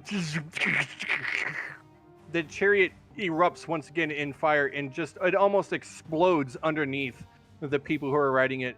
The wheels fly off, the chariot lunges up into the air, crashes down, skids across cobblestones, smashes into some clothing. The beast is cut loose from the flame and takes off running down another alleyway. And the last thing that you see are just these guards who are like caught up in like sheets and everything. They're flailing like this as the sheets begin to catch on fire. And Facerilian stops and he grabs Cyrano by the shoulder and he forces Cyrano to look at him, and he just looks right at you, Cyrano, right in your eyes. And he's like, "What was in that flask?" By the gods, man, we are in trouble here. We must hurry. That one is destroyed and taken out. And I don't know how much it's gonna help, but I tell Zach to like grab onto the chariot and try to like, basically the wheel that's broken, I want him to just use all of his might and try to, keep it up while he's flying with us. Okay. Zach Thwitz, the familiar, looks at you and he's like,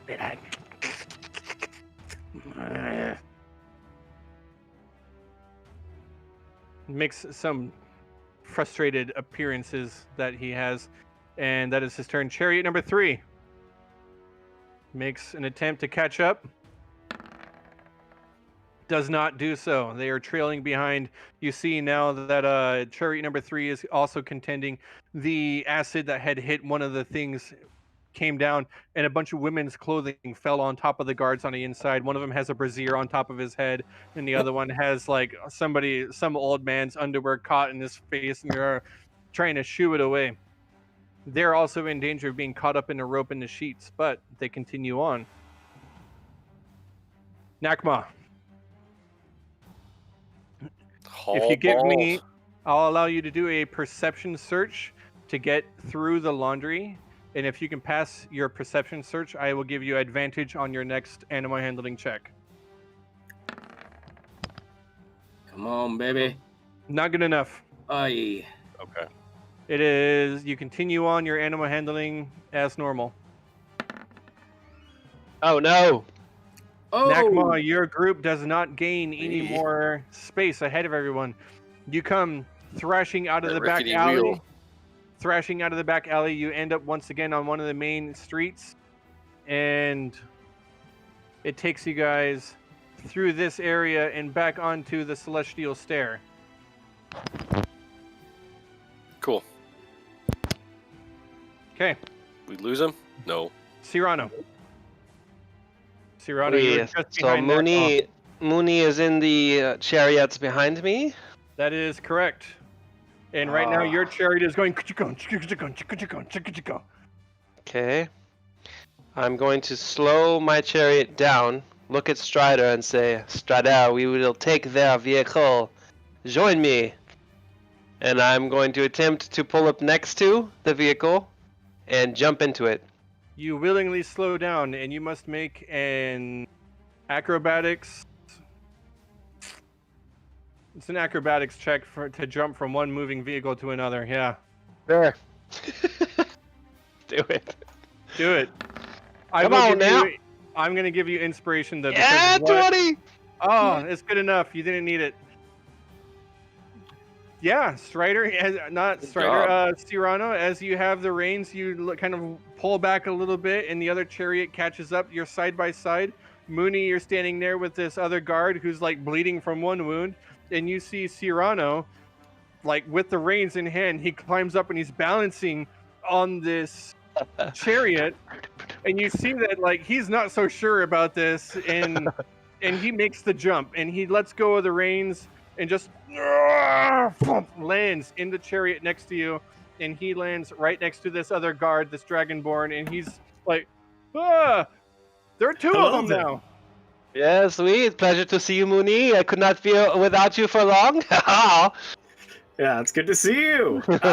Nice. Was that my action? To slow the vehicle, that was an action? Probably. I'm going to say that was a move action, and I'll let you continue on because somebody has to pilot this one still.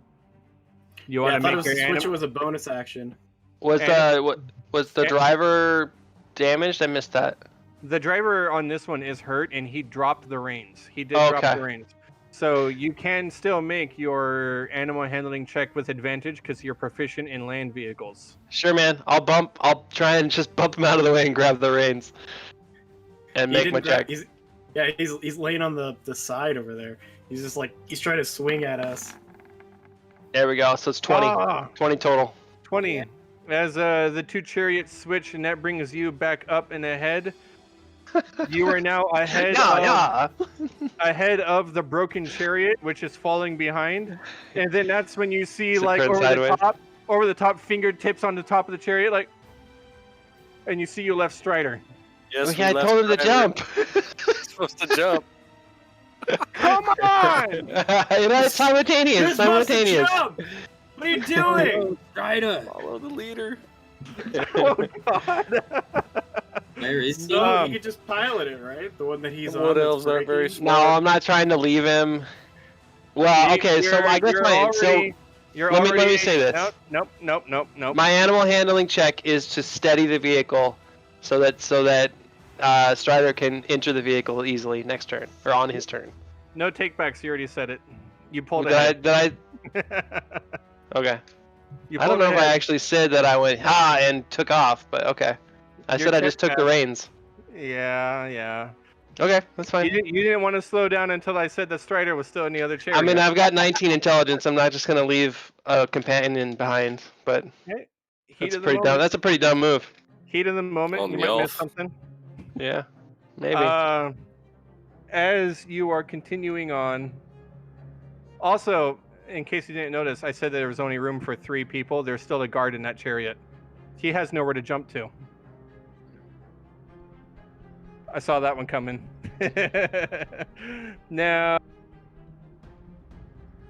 oh, good. I was hoping you'd get this far. You come around the corner and you're back on the celestial stair.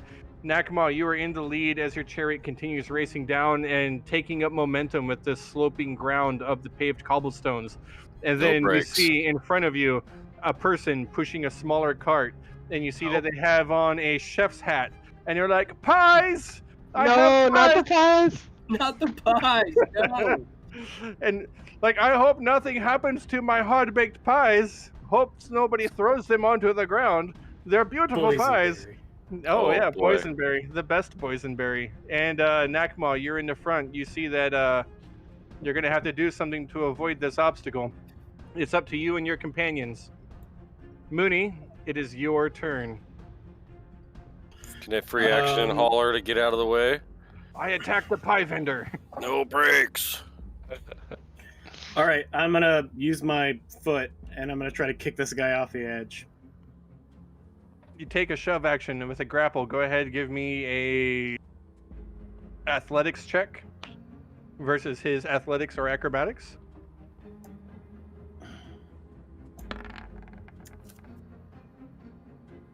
He's not doing well. Oh, big money. No. You can throw him off of this chariot any way that you want. All right, like Jazzy Jeff, I pick him up by the bottom of his non-tail wearing pants and his shirt, and I heave him off the edge, and I just yell, "Yeet!" Yeet. He flies off Nice. almost like a swan dive, lands, does a roll as he comes crashing in and lands into a pile of debris on the side of the alleyway. And he is up and over. You are successful in your shove action. Good job. All right, I reach in, I reach into Cyrano's pack, and I'm like, "Which one?" It does not matter. They all explode. All right, I'll take one of them, and I'm gonna throw it at the what do you call it? The chariot number 3. Chariot number 3. Give me it's a non-proficient improvised weapon ranged attack. Yeah. That was a mouthful. So I'll just roll dexterity then, right? It's more likely an acid flask, so let's just say you got that. Just roll a d20 and then add in your dexterity modifier.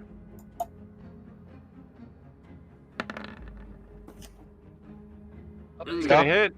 That'll hit. With a 16 is gonna hit. This So- vial. The acid flask, I looked it up, is 2d6. No Heck wonder yeah. it burnt through that laundry so fast.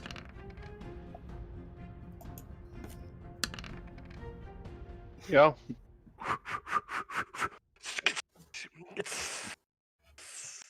A weird noxious color is coming up from the chariot as the paint begins peeling and the wood cracks from the acid, and it swerves a little bit. You can see that the driver and the 2 passengers still in this chariot are like, whoa! They're definitely concerned, given how much damage you've done to the other 2 chariots. Can I try to spot with my bonus action? What do you want to spot? We're trying to see how to get out of the clothes, right? You're out of the clothes now. Everybody got out of the clothes. The next obstacle is the pie vendor. All right, how to get around the pie vendor. Perception check.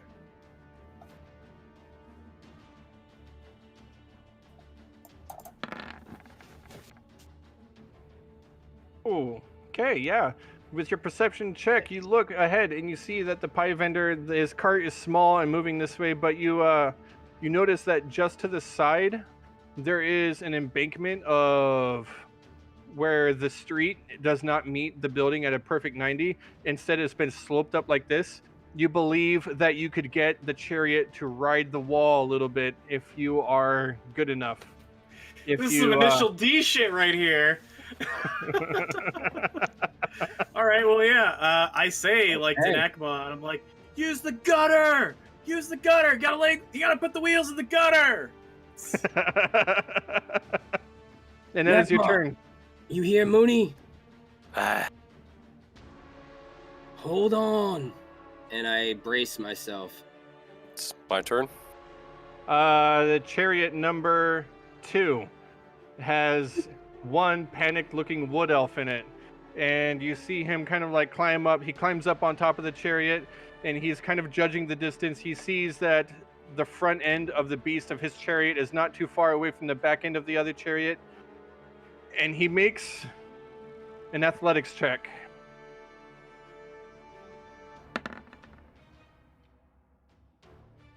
You see him up here, and he's balancing on it, and he Use jumps. my reaction to reach and help him. He jumps to the back of the beast and lands forward and is on top of the beast of this other chariot.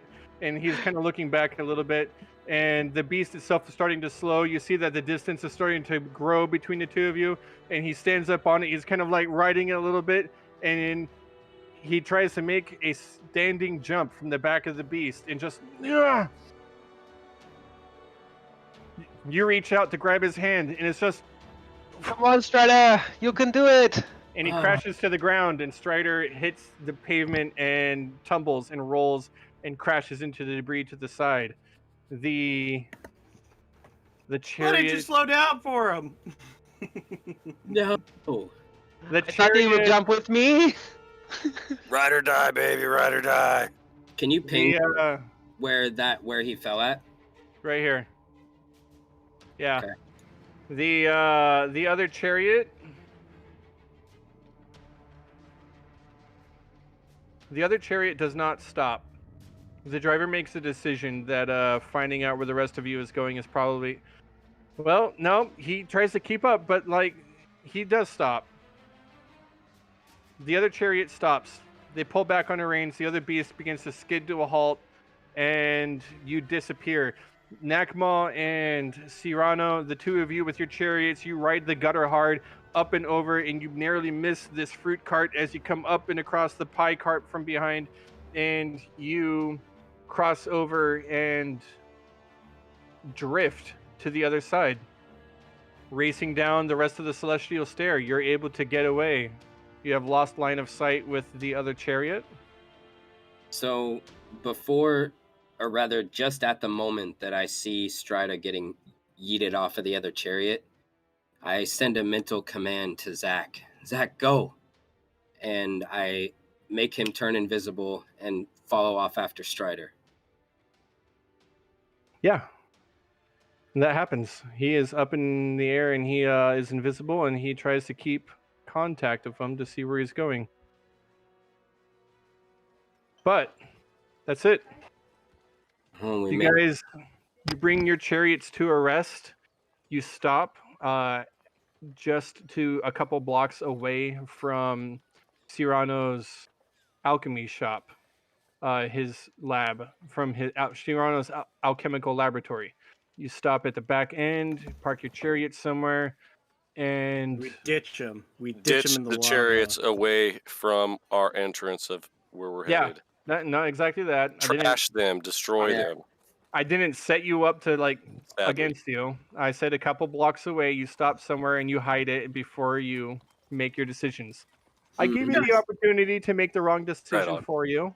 Guys, Yeah, guys, we left that Dragonborn chick back there. She was like the only one who could clear our names. We were so close. Now Dang. she's in the arms of those soldiers. I never even got a response from her. She was so disoriented. Dude, she's gonna work with Obsidian and rat us out, man. We should have thought you just killed her. No, We gotta I get do out not- of here. I do not think so, Mooney. Cyrano, what's the best way out of here? Or perhaps we should lie low. Yes, I do have a contact that we should go perhaps meet. Do we need anything more from my shop before we leave town? Yes, most likely. I know that. I don't know how long we have, but I could use a small rest. I am completely out of magic. We gotta keep moving, right? Like we don't have time to rest. Like the more we wait, the faster these guards are gonna go around us. We have to leave we have to leave the city, right? We were able to make it away from the guards. Were we ever It's a big city, and I don't think that. I don't know. Maybe we just stay low for a little while. Well, we all stick out, don't we? A bunch of humans, a minotaur, and a lizard If folk. you Yes. remember last week, you all said that you disguised yourself as best as you could with cloaks and whatever else you had on hand. Yeah, I disguised myself as a fat guy, so. Yeah. So well, Let us go back to my shop then, and we will. Can you have your friend scout above the shop, and just if people are coming, we deck out the back. Yes, of course, of course. Let us go inside. I could use a drink, anyways. That was maddening. Yes, another Let's get out another the day in streets. Kel'moira. Yeah. Can we steal back the Dragonborn? Perhaps maybe we can figure out where she's being held. But first, let's get inside and take care of our wounded. Yes, I immediately come, Mooney, come. And I you head inside. you all retreat to Cyrano's laboratory, and you hunker down for a short break, probably only about 10 minutes, so that we can take care of real life needs. And we'll see you in 10. Yeah, perfect. Right. Okay. Okay. All right. Back in a bit. Back in a bit. We'll be back, everybody. Sorry.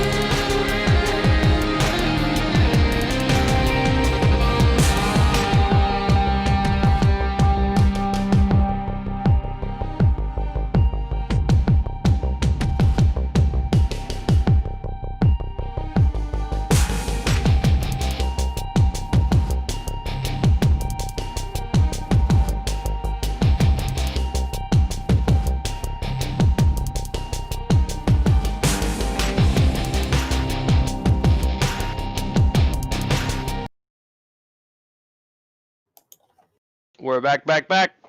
We are back. What happened? I don't know. There you are. Don't know what happened.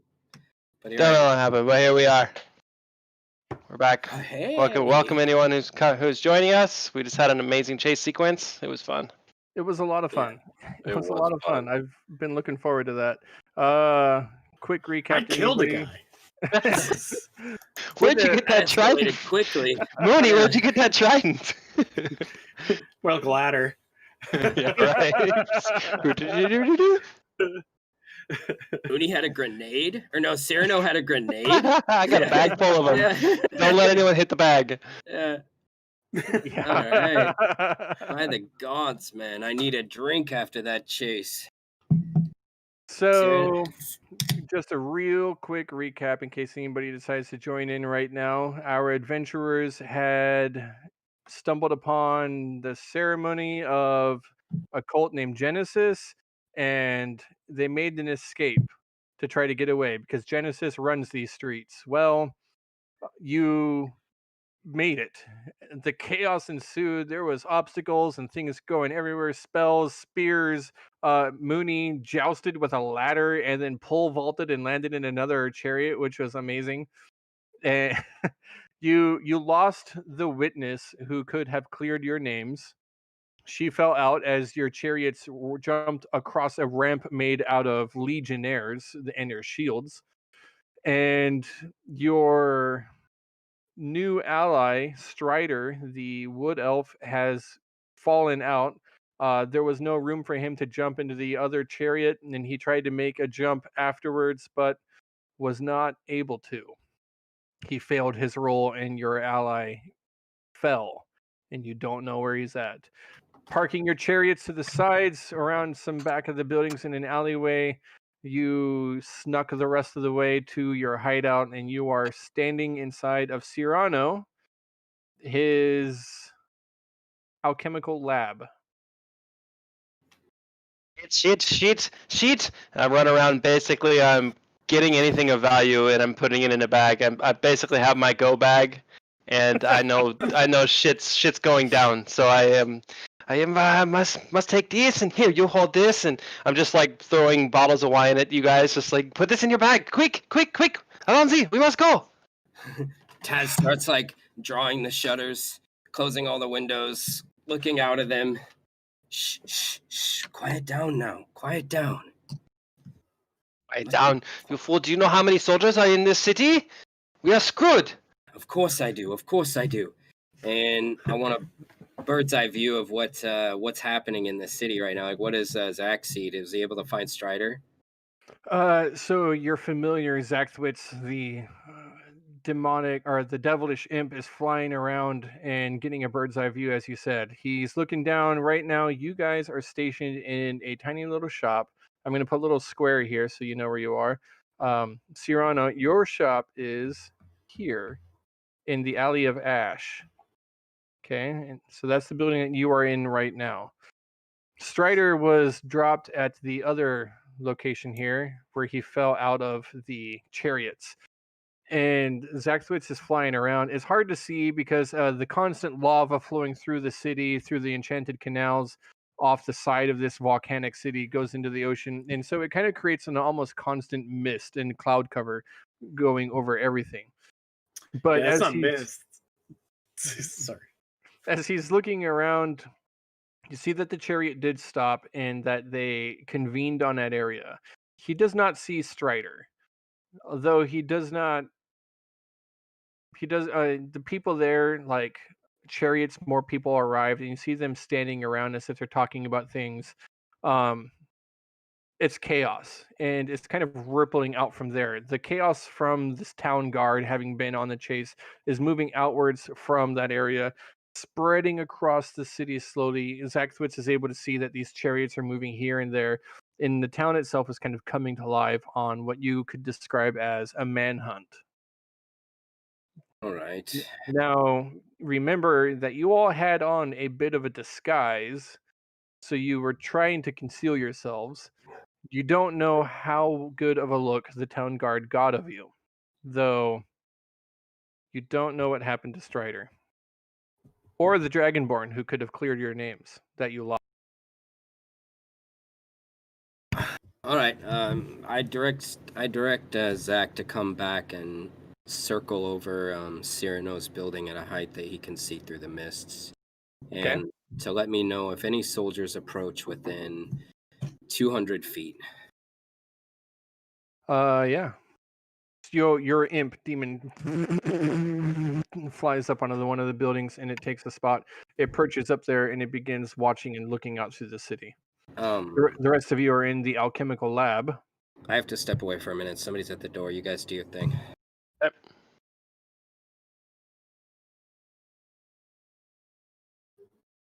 Nakma's pacing, thinking about how Apocalasia's guiding light could lead us in the right path.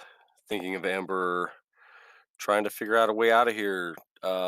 Taking off his first cloak, removing it, stuffing it in his backpack so he doesn't look like the same color-ish. You know what I mean? So, looking around, watching our new friend Cyrano stuff all these vials and things in bag. Yeah, big man, Minotaur, come here, please. Yes. Here. Can you carry these? And I hand you the 20 pounds of woolly mammoth meat that we bought from the butcher yesterday. Open up the backpack. Now that I think about it, I look towards the window where my criminal contact will make a marking for me. Do I see anything? No, there is no mark on the window for your contacts as of right now. God damn it! Come on, must come through. Oh well, I just continue to keep packing up. Basically, I come in and out of the city about half the time, so it's not too lived in. I just basically have my supplies laid out. So as soon as I get my whole alchemical kit, alchemy kit, and all that together, we're basically good to go. Okay. I do have a contact in the city? No. The contact that you have in this city is Octomasades. Oh, that's my contact. Okay. And his sister. Octomasades is a legionnaire dragonborn, and he is the one who has been funding your smuggling and creation of alchemical mixtures. Okay. Believing that I believe that I think I may have been burnt. You guys were wearing disguises, but I was not, if you recall. So we need to get to my contact right away. Are we ready to move? While this was all going on, I was taking off my bracers and trying to cool off my my burns from the molten min. You know, whatever kind of water you have in this place, I'm trying to cool off, you know, all the burnt scales, you know, from left over from the fight. Okay. I will take a second and start mixing some chemicals together and creating an experimental elixir in a bottle. And I'm burning a first level spell slot to choose a modified appearance potion. Okay. So I have that on myself. Okay. Are we gonna, my friends? Are we gonna be here long enough for me to regain my spell slots? Are we trying to stay for that? No, I believe we have an hour. Yes. No time, Taz. We must. No, we can bind our wounds. Yes, but then we must go. All right. So Taz sits down, cross-legged in a circle, and draws a circle around him, and begins meditating. And some flames come up. They're illusory. There's no heat to them, but they just burn around him as he meditates. Okay. You take your short rest. You all gather your things. One of you is going through your belongings, make sure you have all your supplies needed for your escape. Nakma, you pace back and forth, but for the most part, you also find something to munch on and nibble, and you keep an eye on the windows. Mooney, you bind your wounds, you bandage up, you apply the salves to comfort the burns, and Balthazar, you sit and meditate, and you reflect on what has just transpired. the sudden rush of events and the flow of adrenaline. An I hour. completely wrap myself, and I'm like, "This will be my disguise, guys. I'll just be the horribly burned guy from earlier. I barely made it out of there, but I'm horribly burned." Just take that mask off, Drake. I'll take the beard off, and I'll wrap my whole body up, so I don't have to speak. As you do that, Zach Switz lets an alarm out in your mind. Balthazar, it's over an hour, and he's like, "A creature has come to the door." In his head, I say, "You worthless skin bag! I said 200 feet. My God, wait! I'm going to teach you what 200 feet is. As if you don't know. What does it look like?" And I look through his eyes. You see the dragonborn Octomasades. Oh. Octomasades. Is that's your contact, right, Cyrano? It is, yes, but he would be a fool to show up. Where is he? Right outside. He is right outside the door. Ah, let him in, quick! I run to the front door. And I open the door. Get in, fast! The dragonborn steps in. He's wearing a very thick, poor, ragged-looking cloak, disguising most of his features. You see that he is completely unarmored, and the hood is down low. He steps in. So this is the place. Yes. Do you know if I've been burnt? Well, you're not exactly making this easy on me. He steps up to you. He puts a large, meaty hand on your shoulder, and the claws dig in just a touch to be uncomfortable. And he says, Wow, wow, wow, wow. "But you are costing me a lot of money."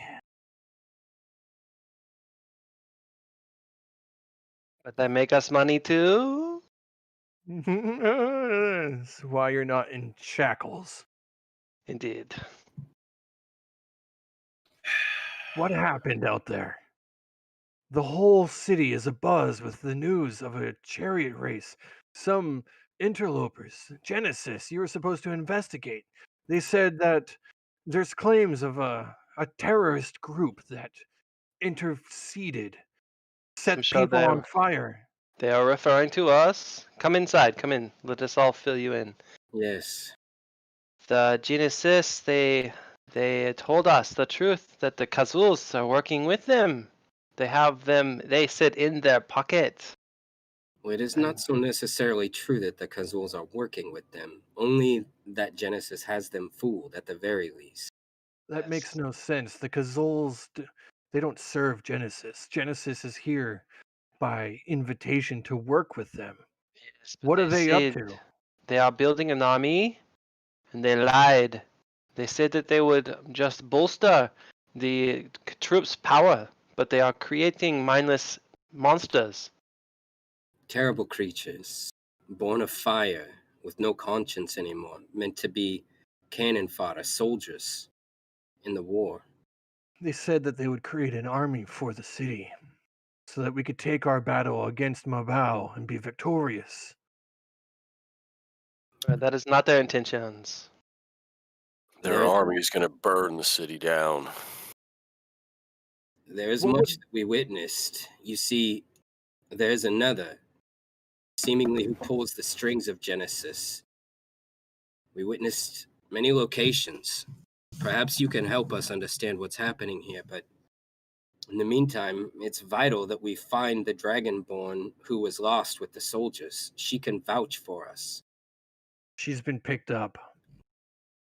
She crashed into a squad of soldiers on patrol. They've taken her into custody for safekeeping.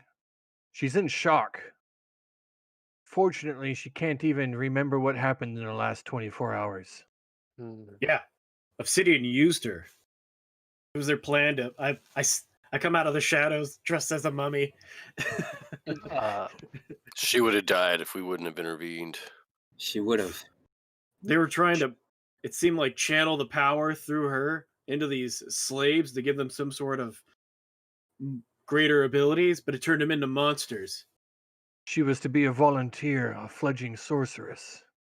Genesis said that they could take her power and spread it to 10. Well, they spread something all right. They took They her might- power, they spread it to 10, and most of them died. Yeah, Burn they'll probably kill her to keep that secret.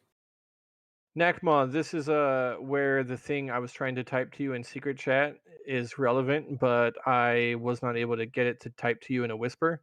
Nakma, one of the things that you noticed during that whole ritual that happened just hours ago was that you noticed that of all of the slaves who were the subject of the ritual, dragonborn, dwarf, elf, human, the dwarves, elves, and dragonborn all died.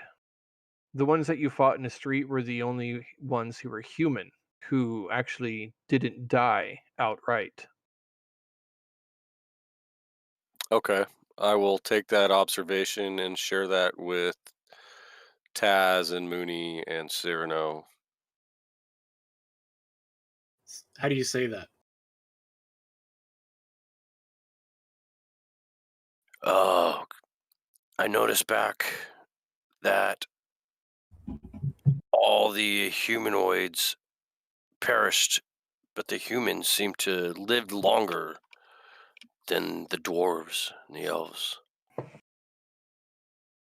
I don't know if that means anything, but But of I course, the feel there's a ritual, connection. it only works with humans. Now that you mention it, Nakma, all those that we fought were human. They were. Very, very good intelligence. This is terrifying. This means So, that they will soon try to gather as many as they can to their side. Well, if they did it on a massive scale here, there would be 1 million dead. How many are in this city? All the Dragonborn. Oh, it's another problem of genocide again, like Dragonsport. So, But a larger scale, and Genesis has planted themselves here. They're embedded in the society. Nakma, did the same thing happen with Dragonsport? I thought we fought ice zombies that were made of, like, Dragonborn at the time. I remember biting one in the derriere. He was Dragonborn. Frozen. well, the ritual maybe has changed since then. it has certainly changed since then. I recall Maybe that it's linked with the fire, not the ice, like you said, Taz. Fire. Well, Yeah. either way, maybe more research is in order, but for the time being, we know that the Dragonborn are in grave danger, and so are the other races if Genesis is able to perpetuate this ritual once more. We must shut Obsidian down. I don't think that it is responsible of us to leave this city while she remains here. It does sound as if we have a higher calling. I'm going to Brings need. it- Ask. I'm going to have to ask that all of you find the root of this. If we, in order to clear your name and to get things back on our side, we're going to need to find out how Genesis is pulling the strings. How are they paying for all this? Where's their funding coming from? I may have an idea or two as to that. Go on. Have you ever heard of the order called the Resplendent Order of the Orient Dawn? No. I suspect that Genesis may be backed by them. What proof do you have?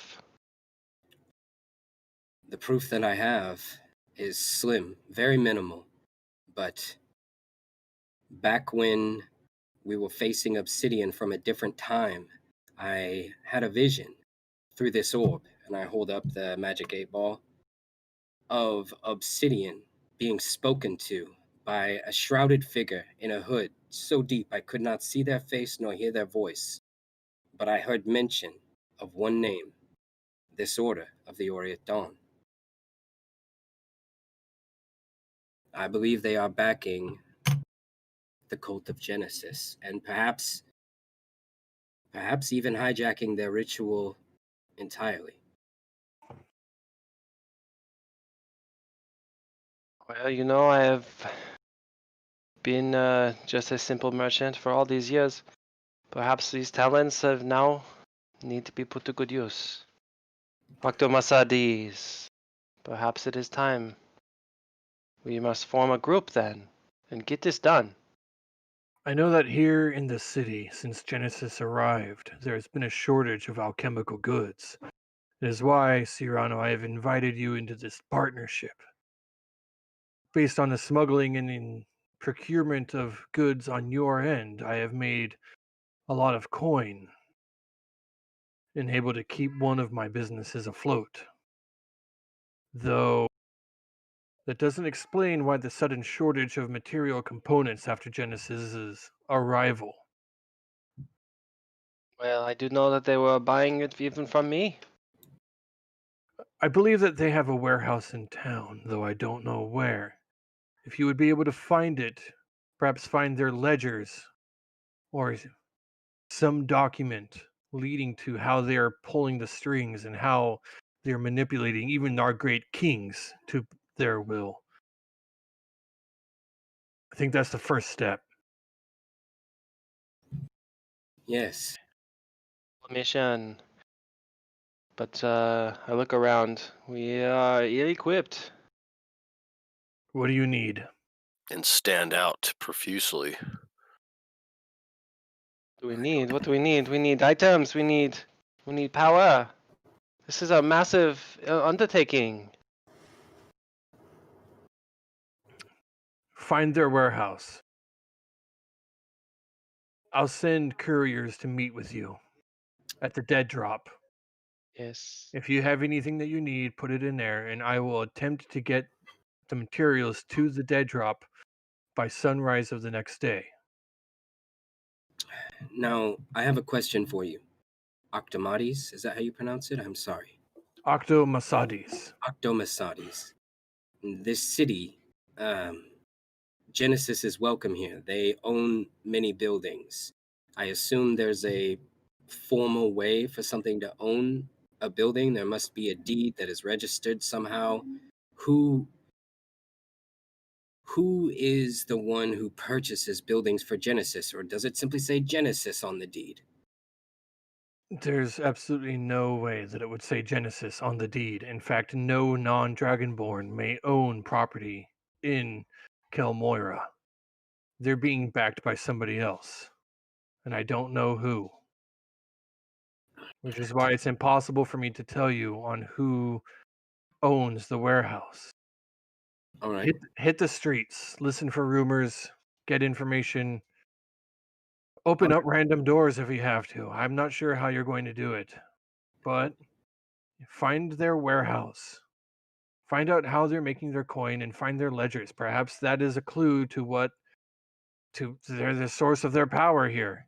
Perfect. Okay. And if you can find any evidence that they have been manipulating the KaZohls, they'll be done. All right. Well, I thank you for your lead, and I trust, Cyrano, that you are aware of where this dead drop spot is. Yes, of course I do. But General, when you say you will procure items, like what are we talking about? Like magic cloaks and weapons? Like what are we doing here? We need a massive undertaking here. Anything I get, I have to put down on the books. You're the one who's good at smuggling. Everything I do has to make it look legitimate. Procuring items for a dead drop, I can pull some strings. I might be able to get you some cloaks. Magical items, complicated, but I'll see what I can do. And I'll just take it out of your next pay. Yes, of course. And if you think it will help, I can give you this whole 2,000 back. And we need to really get this going. You need Yeah. disguises? What do you I mean, protection cloak. I mean, better shields. What? I still have 4 of the potions of disguise of alter self that you had created for me in the past. I brought them with me. I thought you might need them. It'll allow you to move about the city freely for now. And he Excellent. puts the 4 potions out on the table, and that will allow you to cast alter self on yourself. Okay. So we won't look like Hugh, right? If we drink these. You'll look how you choose. Please don't Oh, choose to look like me. Don't make this more complicated. yes, he was confused because I said that earlier. No, you can choose. You can choose what you look like, of course.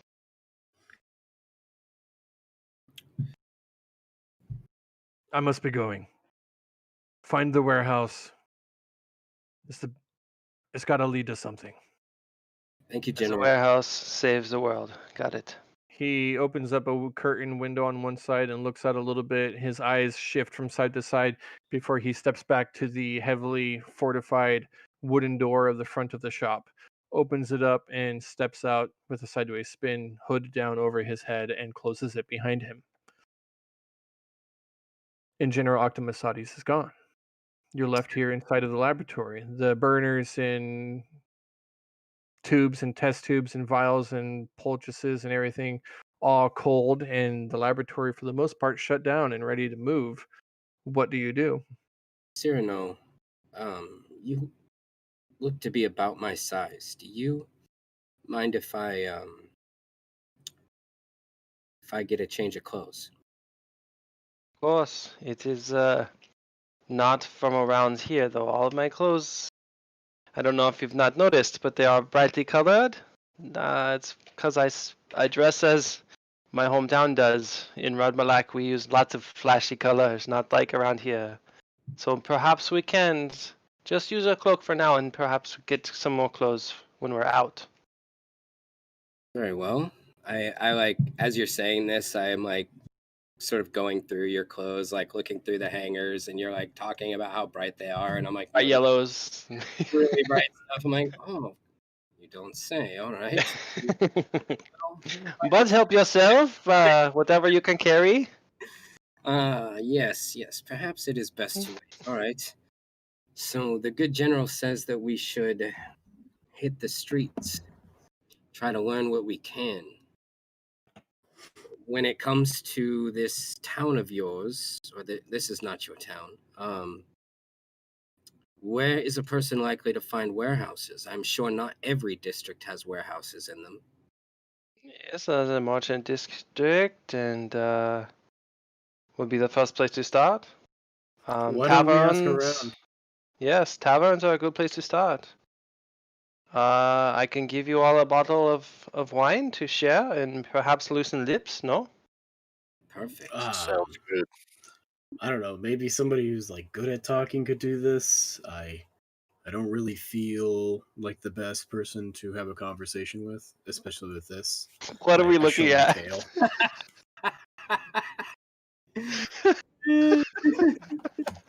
That's Rod Malakian. Yeah. Yeah. Nice. This is Balthazar's new style. Right down Beautiful. to the bright blue ostrich feathers in the hat. I Yes. love it. Yeah. Perfect. I'm just like standing in front of a mirror, and I'm like, yeah, no, no.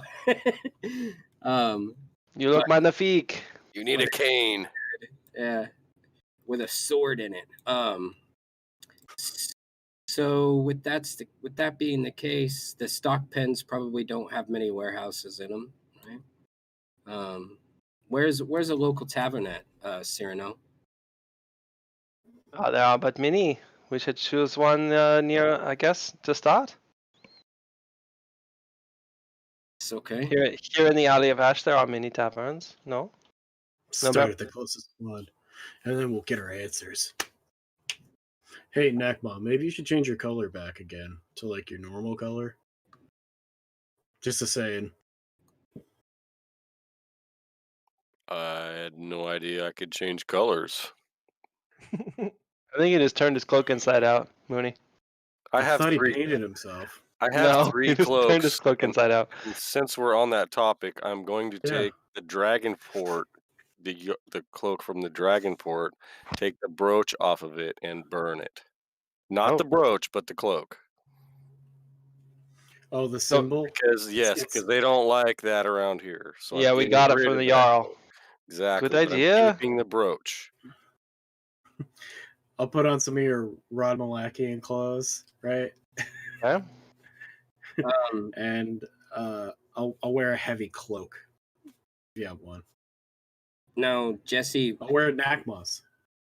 when I was looking through the eyes of Zach back at the scene of all of that, did I by any chance like witness anyone that that was like maybe grieving specifically? Like one of the people that got burned up was like one of their family. Like was anybody like my son or my husband, or was there anything like that where somebody was like specifically identified as grieving?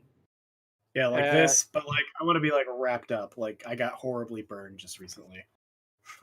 Anybody grieving at the Temple of Genesis? Yeah, like back, like, well, basically once the commotion started and everything was like happening, like, was this noticed by me at all? Like, was there? From Zach? Yeah, I mean, basically what I'm trying to No. figure out is like, did it? No, you say no. No. You guys are pretty far removed from where all of that happened, and the people who were set on fire, for the most part, were slaves that belonged to somebody. Oh. That's a damn sexy hat. And in a city of millions, you're not going to be able to pinpoint just one person. There's so much chaos going on from everything everywhere. Where are the slaves kept? Over here in the stock pens district? No, actually, that's just the stock pens is a place for slaves who are trusted enough to have a place of their own. Like, it's the house and everything is owned by a lord, but they have some that live there. But they also, it's also where the working class kind of lives. The slaves themselves are actually not kept in poor conditions. Really, they're treated just more along the lines of second-class citizens. Okay. And if a slave were to work hard enough, they might actually be able to, in their lifetime, they can earn their freedom enough to be considered an outsider. But no non-dragonborn on the inside of the city own property. Okay. Yeah, I don't see that happening a lot. So, Cyrano, if these slaves that were taken as part of this experiment, they were likely slaves of members of Genesis, since no Dragonborn aren't allowed, since only Dragonborn are allowed to own slaves, and slaves are not treated poorly. Here's what I'm thinking. I was thinking we go to a poor part of town and try and learn if anyone has been taken recently or if there have been any disappearances. And if so, where they may have been taken. But it sounds like that may not be the case with these slaves. They may have belonged to members of Genesis. Well, the last one was a volunteer, remember? She volunteered for a position. Well, very well. Onward. The sorceress volunteered. The sorceress. Yes. Oh, yes. Everyone else was nervous. A slave that belongs to somebody. A slave that belongs to someone. I'm gonna stick to the shadows, guys. Yes. I am going to. Does Genesis hold services here? Do they do church? Do they have? How does one? Do they do sermons? You haven't been here long enough to know, but you could ask.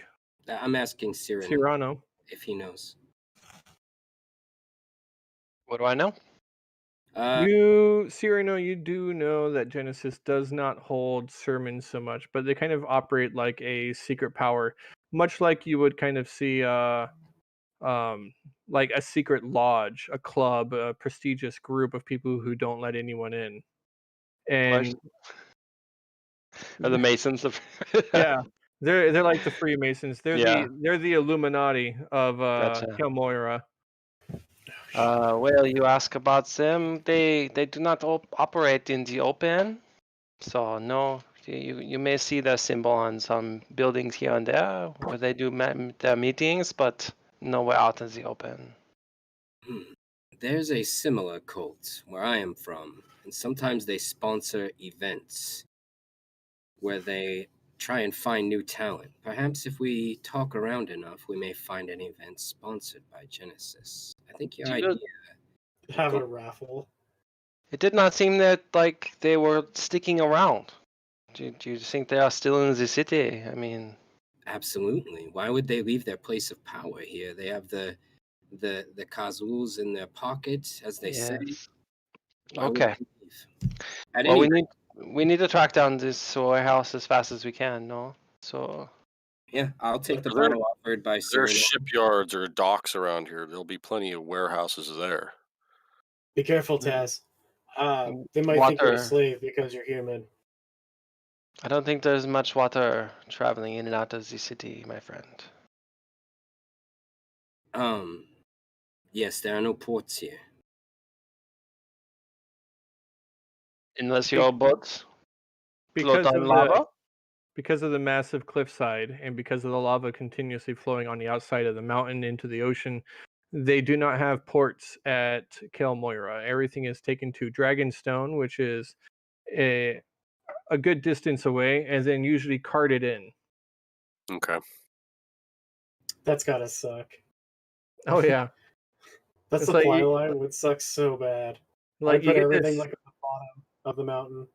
you get that super awesome mountain city, but any supplies from outside has got to be carted in. It's really not like Damn. very good on foresight, but it's okay because magic's involved or something. Who knows? No one's ever going to conquer this place, that's for sure. So we Have you have. see the rent? Do we Yeah, still sorry. have the writs from the general? What writs? Making us temporary citizens Yeah. or whatever. Mhm. Do we Yes, a yes, writ? you do. Okay. Not a temporary citizen, but it proves that you can move around. That you Well, are it's- part of this other class. Yeah, like the trader class, right? Yes. Yeah, traders and merchants are allowed to operate basically the same as any other citizen, with the exception of they can't own the shop, they can't own property, so they still pay a rent or something to somebody. In Cyrano's case, it's the Octomasadis. I make sure that I have my writ on me, my personal, Yes. and I take the preferred bottle of wine that Cyrano gave me, and I head out. I'm not gonna drink a potion. I'm not gonna try and disguise myself. Nobody really knows me, so I'm going to head out and head to the tavern to try and gather some information. All right. Exactly. I will drink a disguise potion. And I will look like a similar human, but different face. Much more handsome. I will save mine until emergency. Yeah. And I will try to make myself like a dragonborn and with paints, I guess. Just dark, earthy tones. And fuck. I'll hide my tail in my pants, I guess. Cyrano, I've been thinking. Are you the only alchemist in town? Do you have any competition? Oh, my friend, there are many. This whole area is rich with reagents. And from what the general told us, there's a shortage, no doubt, correct? In the recent years, he has actually had to close down 2 of his shops. I don't know why. I never asked, but he currently only operates 1, but there are many in town. I think to myself, if you are sending reagents to the cult of Genesis, perhaps there are other alchemists who are as well. And Well, I only meant that when we saw her, she placed an order. That was very strange. But maybe they just wanted us to come to the ritual. I'm not sure. But it was yeah, strange. she's buying up reagents, that's for sure. So perhaps one of these other alchemists have delivered reagents to a Genesis warehouse in the past. If the tavern turns up no leads, perhaps we could speak with some alchemists. Fantastic idea. I In agree. fact, you might just find them in the bar. Let us go. Let Yes. us see who is drinking. Very well. And so we approach the tavern. Can we wait till night to do this, or do you guys want to go right now? Now? Yeah. Okay. Let's go. Onward.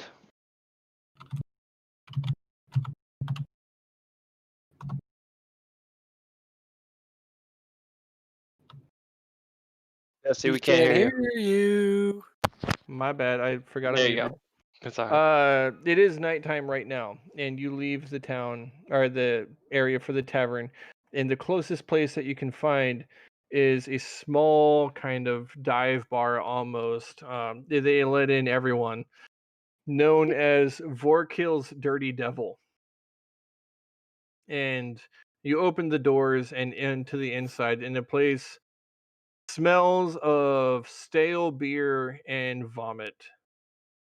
But it's in pretty good condition, actually. And the crowd itself is pretty full. There are people everywhere. The tavern is serving up ale after ale. People are ordering up soup and food, and there is a friendly atmosphere to it. Not a lot of people actually pay much attention to the fact that you walk in. It's not like you're outsiders from somewhere else. You're just a couple of patrons coming in, and you find an empty table and you sit down. Couple moments later, go on. Looking around. Yeah, looking around. Do I notice? I'm looking to start off with other alchemists.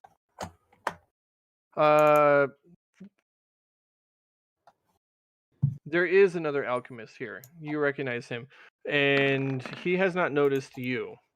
I took my potion. That's why he does not recognize you. Okay, good. One of the things about this particular guy is that you know that the alchemists of this area have been forming a guild, and it's been a very forced into the guild kind of thing. In order to continue serving Octomasades, you cannot join that guild because they would control what materials you get. They supply the reagents to the alchemist, and the alchemist does the work. Since you are smuggling your own reagents in, you are doing your work outside of guild approval. And so if they recognize you, it could be a problem. You're kind of branded as Bit of a trouble. scab. Yeah. Yeah. So the rest of the alchemists all do their work according to the guild work, and this particular one member is here, and he's a bit of a nasty fellow. He himself is human. He's older, but he's also a bit burly. You kind of suspect he's been taking strength enhancing potions. Oh man, he's like Bane. What's this guy's name? His name is Bane Johnson. It's Bang. His name is Rucker. Okay, so when we sit down, I'm assuming you said someone was going to come over and greet us.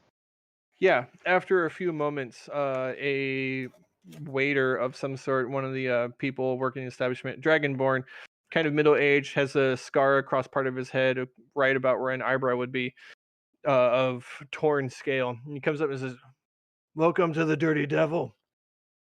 What could I get for you all tonight?" I will take a whiskey if you have it, my friend. No gnomish tonic in this part. Too bad then. I will take an ale. Right, one ale for you. 2 ale. 2 ales for you. Bottle of wine.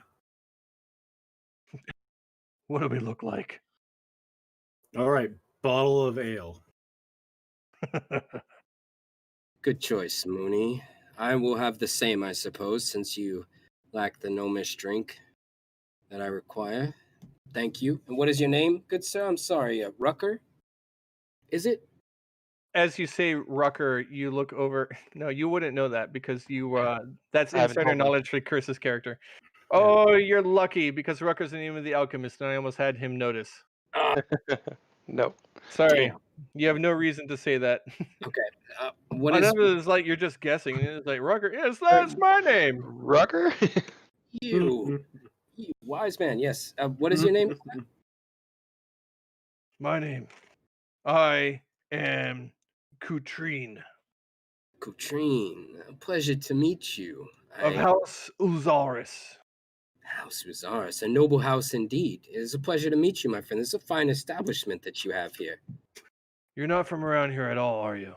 Not even one tiny bit. Can you tell? Is it that obvious? A bit. It's fine. I go on. Worry not about it. If ale is not to your liking, we do have other drinks here. Like What do you- You got anything stronger? Like really strong? How strong? Like really, really strong. Strongest. Yeah. We Nakbar have. puts his arm on Mooney's forearm, his hand, and says, "We are not here It's to get called. drunk, my friend." Well, why else be at a tap room, Nakma? We call it. We call it a skull splitter. I will take two. One for me and one for Mooney. 2 skull splitters. What will you be eating tonight? What can I get you to eat? Have you any I fried look at chicken? Nakma and I say, "Do you have any hamburgers?" No, we have 3 things on the menu tonight: wild parsnip stew, roast grouse and turnips, and moss biscuits with syrup. I'll take the musk biscuits. No do not- lizard legs. Very well. 2 silver for the skull splitters, 1 silver for the ales, and 5 silver for the meals. Pay Very the well. man. I'll be right up with that. Sit tight. And he leaves. The general sound of the establishment continues on, and hey, where's my general sound of the establishment? What's going on here? Guys, Stupid thing. I think these biscuits are going to be pretty good. That actually sounded really nice. Yeah, I order the same food as Mooney. Okay, make sure you subtract that from your cost. And you sit here listening in. Give me a perception check, all of you. I got a 23. 23? Did you? Are there any human barmaids in here while I look around for my perception check? No. Do you want me to roll again?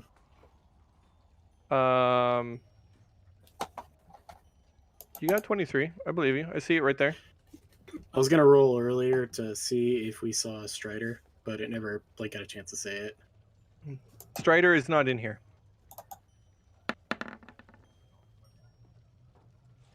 Nice. Wow. Hey, let's go ahead and go with your second one. The general mood of the building is pretty much lively. The people are talking, food is being eaten, you're trying to eavesdrop on conversations here and there. The events of the day that unfolded are definitely the talk of the tap room. People are going and mentioning about the crazy chariot race. It's like, did you see what happened? Some fugitives attacked some ceremony. People were set on fire, and general, it's going back and forth. The rumors are getting more and more outlandish. It's like, I heard that they summoned a devils to our city. How dare they? So yeah, somebody said that they saw this creature of the night with 7 eyes and sword-like fangs, at least a meter long, flying through the sky. And I heard that they have a burnt beast on their chariot that took 2 chariots to stand upon. I heard that's nothing. I heard that there's this mutated dragonborn that was managed to roundhouse and throw these wooden contraptions that curved and turned on their own as if controlled by sorcery. Clearly he's a warlock. And then they just get crazier and crazier, and until you start to pick up on a couple of notes. Not to leave anyone out, it's like, I heard that one of them was this master cart rider, the greatest chariot pilot ever, that he managed to defy gravity and ride his chariot across the stone walls of the buildings themselves. So, sounds grand. while all of this is going on, a couple of the tidbits of information that you do pick up is that, one, you hear about the dragonborn woman who fell from your chariot, and that she survived, but she is in shock, and that this particular dragonborn is on a piece of paper right here. Her name is Tylora, and Tylora doesn't remember anything that happened before the ritual. And before the ritual, she is recovering, but she is expected to be fine, minus some bumps and bruises from crashing into the Legionnaires. As for the other news, you also pick up, it's like, they picked up some wood elf. They say he was in one of the chariots. They've tried to interrogate him. No, they won't release any information. No doubt they'll torture him until he talks. And then after they get the information they want, I'm sure there'll be a beheading sometime soon. And like, I heard about that, yeah. Word is they plan to do it at the cradle tomorrow at sunrise. And after they take his head off, they'll just kick him into the magma. Perhaps one of the KaZohls will eat him up.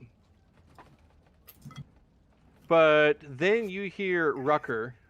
He's talking. They're keeping him in a prison cell up at Fort Talon. No, motherfuckers. You hear that up at. You hear Rucker, Cyrano.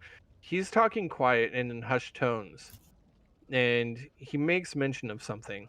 And Mooney, you're able to pick up on this too. Both you and Cyrano are high enough on your passive or on your perception search that you overhear that as he's whispering to the crowd around him, is like, "I'm telling you, lads. I'm telling you, it's the best move I've made. The guild is working. They're headed by Genesis. Genesis signed us all on. We're all going to be rich. There's no shortage of alchemy supplies. They're stockpiling them all up in a warehouse. They're only controlling the flow. It's supply and demand. It's simple math. You should come with me. We could be rich beyond our dreams. Rich as the KaZohls. And then we could finally leave this forsaken ice mountain volcano behind. Travel to someplace warm, tropic. I heard that the moon elves of the moon shadow area are to die for. Come with me. Brothers, come with me." It's like, I don't know about that, Rucker. It seems a little unusual. It's like, but I'm telling you, shh, keep your voice down. We'll be rich. Just hear me out. I gotta go pick up a shipment in a little bit. I'll cover tonight's meal. I'm good for it. After I get my some materials and supplies, tomorrow come by the shop and you'll see, after all the materials that they're letting me sell at discount prices, what the price that I'm going to sell them for? Join me. You see that he pulls up a large sack of coin, just plop down on the table. You don't know what's in there. It could be copper, could be silver, but it's a fat purse of coin. And he just stands up, finishes off his drink, sets it down, kind of does a little wink, finger gun, and he walks away and leaves. Stumbles a little bit, bumps into Nakmo, and is like, "Oh, my apologies, sir." Doesn't even look at you, and then continues on out the door. As you watch over at the other table where Rucker was sitting, the other two men who were there open up the pouch, and it's gold, all gold coins. They could not have drank if that gold was for their meal, they would have been dead of alcohol poisoning hours ago. It is way more than what is required to pay for the meal. So while while that dude leaves, I tell Zach to follow him invisibly. Okay. Did you hear that? He is Check on my mark. stuff and see if anything's missing. He's And going right for the warehouse. We must go now. Let's follow him. I have already sent my familiar after him. That's the bug. Let us just follow him. I just figured we'd give him a bit of a lead ahead of us so that we are not to be discovered, and then we can follow afterwards immediately. And here, put some money on the table. Let us go. Let's go. And while they get up and, no, fuck it. I'm not gonna do it, okay? I get up and follow them like a responsible leader. You all get up, you put the coin down on a table, and you make for the door. As you do so, the waiter comes over and is like, I got your food, your moss biscuits and syrup. Where are Yes, you going? I'm not sure why we ordered those. We have to go. I run back really quick and I drink it as fast as I can. The bar is going, woo! I lean my head backwards and I open my mouth completely to like 90 degrees, right? And then I eat all the moss biscuits in one. You are not disguised as a human, correct? It's like the bar actually gets really quiet at this, watching this person who they kind of is shrouded, and they weren't sure that you were not a dragonborn, but now all of a sudden you're doing these non-dragonborn things, and they're all like, oh. Chocolate blue idiot. Let us go, Mooney. Hurry, you're drawing too much attention. I start running out of the bar. And you're on the trail of Rucker. We'll pick this up next week. Right. Yeah. Gosh. Okay, cool. Nice. Woo, what a stressful adventure. So many things happening all at once, man. Yeah. It's That was busy. fun. That was a If good only one. we could have kept the Dragonborn. I know, it would have been so fast. I know. Although amnesia, it's Yeah. a good plot. I mean, it's like, we lost Strider, but, the Dragonborn. Oh, no. I'm definitely, like, Taz is definitely, that's going to tug at his heartstrings a little bit because he's going to want The to save Dragonborn? Not Strider, No. right? It's the Strider. Dragonborn. Strider. It just, No, I'm gonna want to save Strider too, because Yeah. he and Cyrano are pretty close. yeah, we'll and just split up. Kale and Strider are homies, so I'm not going to let Cousins. Kale's, yeah, they're cousins, so I'm not going to let Kale's cousin get his head chopped off. That's just not Yeah. going to happen. Yeah. Well, we'll have to forgot talk about it, whether we Yeah. want to do it off before or after the execution or whatever. Yeah, forgot go to ask. save him after the execution. That's a I'm great sure- plan. No, I mean like at the actual execution event. Right. Or prior. I mean, we should probably do it before it's tortured. But You want to pull off a Pirates of the Caribbean rescue, like at the execution, like That Will Taylor just like throw a sword at his feet. Oh God, no way! that'd be Stands really on the cool. sword. They're gonna cut his head off, not fucking. Yeah. So we'll have to No, talk about it later. That Our would be secret really cool.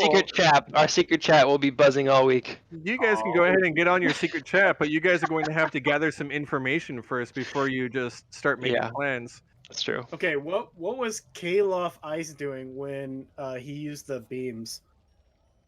What? what? Oh, Yeah, you used the circlet today. So what was Kalefell doing? he was pretending to drive the chariot. That he was like standing next to Nakma, and he was like, "Ha! Ah, go, beast, go!" Yeah. By coincidence, he was like an illusion of him on a chariot. Yeah. Yeah. Like, wow, that's really weird. It's very coincidental. Very coincidental. At one point, time just slowed down. A spear buzzes by his face. Kale kind of looks at Taz, gives him a wink. I can't hear you. Nobody said anything. Oh, I thought you It were. was just like you go to ditch. We started like ditching the chariots, and he's just like helping, pretending to help. Oh man, I was convinced that I was making a mistake with the chariots at first because I'm thinking about it. I'm like, man, here they are. It's a chariot race. They got these cool drakes pulling them. They're gonna, Yeah. they're gonna try and keep them as pets. But you didn't do it. Ah, now it's too late. Ha ha ha. It's, we're not ready for No that way. yet, dude. They draw way too much attention. Yeah, we need to stay low as it is, man. I thought for One sure. day, Nakma will have his chariot. I thought for sure I was giving you guys a pet. Yeah. Cool. Hey, now we know how to use them at least. You know what I'm saying? And a great map of the city, Jesse. I'm glad we're gonna get to stay here a while and explore. Yeah. I didn't spend 5 hours making this for you guys to just be done in one game. Yeah. Well, if we got the dragonborn, we would have got out of here. So how much work have you put into the prison Still, buddy. part? This is so weird. I did not plan on Strider falling off. I did not plan on any of this happening. But I don't have it on here. I actually Why didn't don't he have just it. keep the chariot going? It was falling apart. It could have made it Yeah. like up to us. He doesn't have tried. animal handling. He He tried. doesn't. He can't pilot that vehicle. He Neither stole did them for I. you. He stole the vehicles for you. I love that this We ranger, ditched him. Now Yeah, he's this- being tortured. this ranger elf steals 2 chariots from us, brings them to us, and then he's like, "I fucking forgot how to drive these things in the heat of battle, you assholes! Save me!" let Nakma me is jump calling to him the other written one. off. He's in prison. He's lost. He's not proficient in it. He can steer, but Why he's not didn't- proficient in it. Why didn't he jump before? Like, you could have, even though there's like 3 people in the chariot, he could have jumped on one of the dragon things. Wasn't his turn. He was hungover, dude. It All wasn't his good. turn. It happened. It was fun. We'll roll with it. You gotta. He can't jump when it's not his turn in initiative. I know, but it's all happening at the same time. Remember? I'm gonna I- roll this. yeah, I What know, else I can't know. jump? It's hard. Yeah, Woody Harrelson. What else can't jump, huh? What else Right. can't jump? Wait, All right. he has the spell jump, doesn't he? I don't think so, actually. Didn't have it prepared. Nope. Although technically I was last in the order, so if he did act after me, it would be in the next 6 seconds. So Yeah, you're you could have just slowed down. I was just like, damn it. It wasn't in his turn in the initiative order. Right. It is what it is, and it Yep. turned out more dramatic this way, so that's what it is. Quit breaking it apart. Mhm, Yeah, it was fun. Wasn't in the Perfect. script. All right. Either Yeah. way, though, Cyrano, nice jump, by the way. Like, onto my cart. Yeah. I was like, what the hell am I gonna do? What am I gonna do? Oh, he's behind me. Perfect. Yeah. La resistance. Yeah, that was fun. Yeah, that was pretty good. Shit. It was really fun. Sheep, liked sheep, it. sheep. Oh man. Enjoyed Good it. game. Did you notice my horrible non-French accent in the bar? Yeah, no, it was, yeah. Man, that repelling blast sure came in handy on those fucking. I hope I didn't. Hey, did I actually kill any of those guys? Yeah, did a lot of those The guys guards? Yeah. die? Yeah. Yeah, guards died. Oh, are you serious? Yes. Oh, you got to tell me anytime I reduce a creature to 0 hit points, because I don't always know. But it's from fall damage. It doesn't matter if it reduces to 0 hit points as a result of my actions, then I get the fucking. Yep. So yeah, you already know that you did that a couple times. Oh shit! Okay, I was so sure. I was like, I didn't kill this fool. I didn't get any temporary HP. No, you're a murderer. Cop killer. Yeah. Okay. All right. On that positive note. Yeah, right. It wasn't Very us. It was damn the it, one-armed tiefling. Yeah, this was in Wasn't us. It was in self-defense. It Let's was call it a night before we ostracize ourselves Yes. anymore from society. I didn't do Right. it. I don't care. Be quiet, John. All right. Good night, everybody. See you Good guys. night. Good night.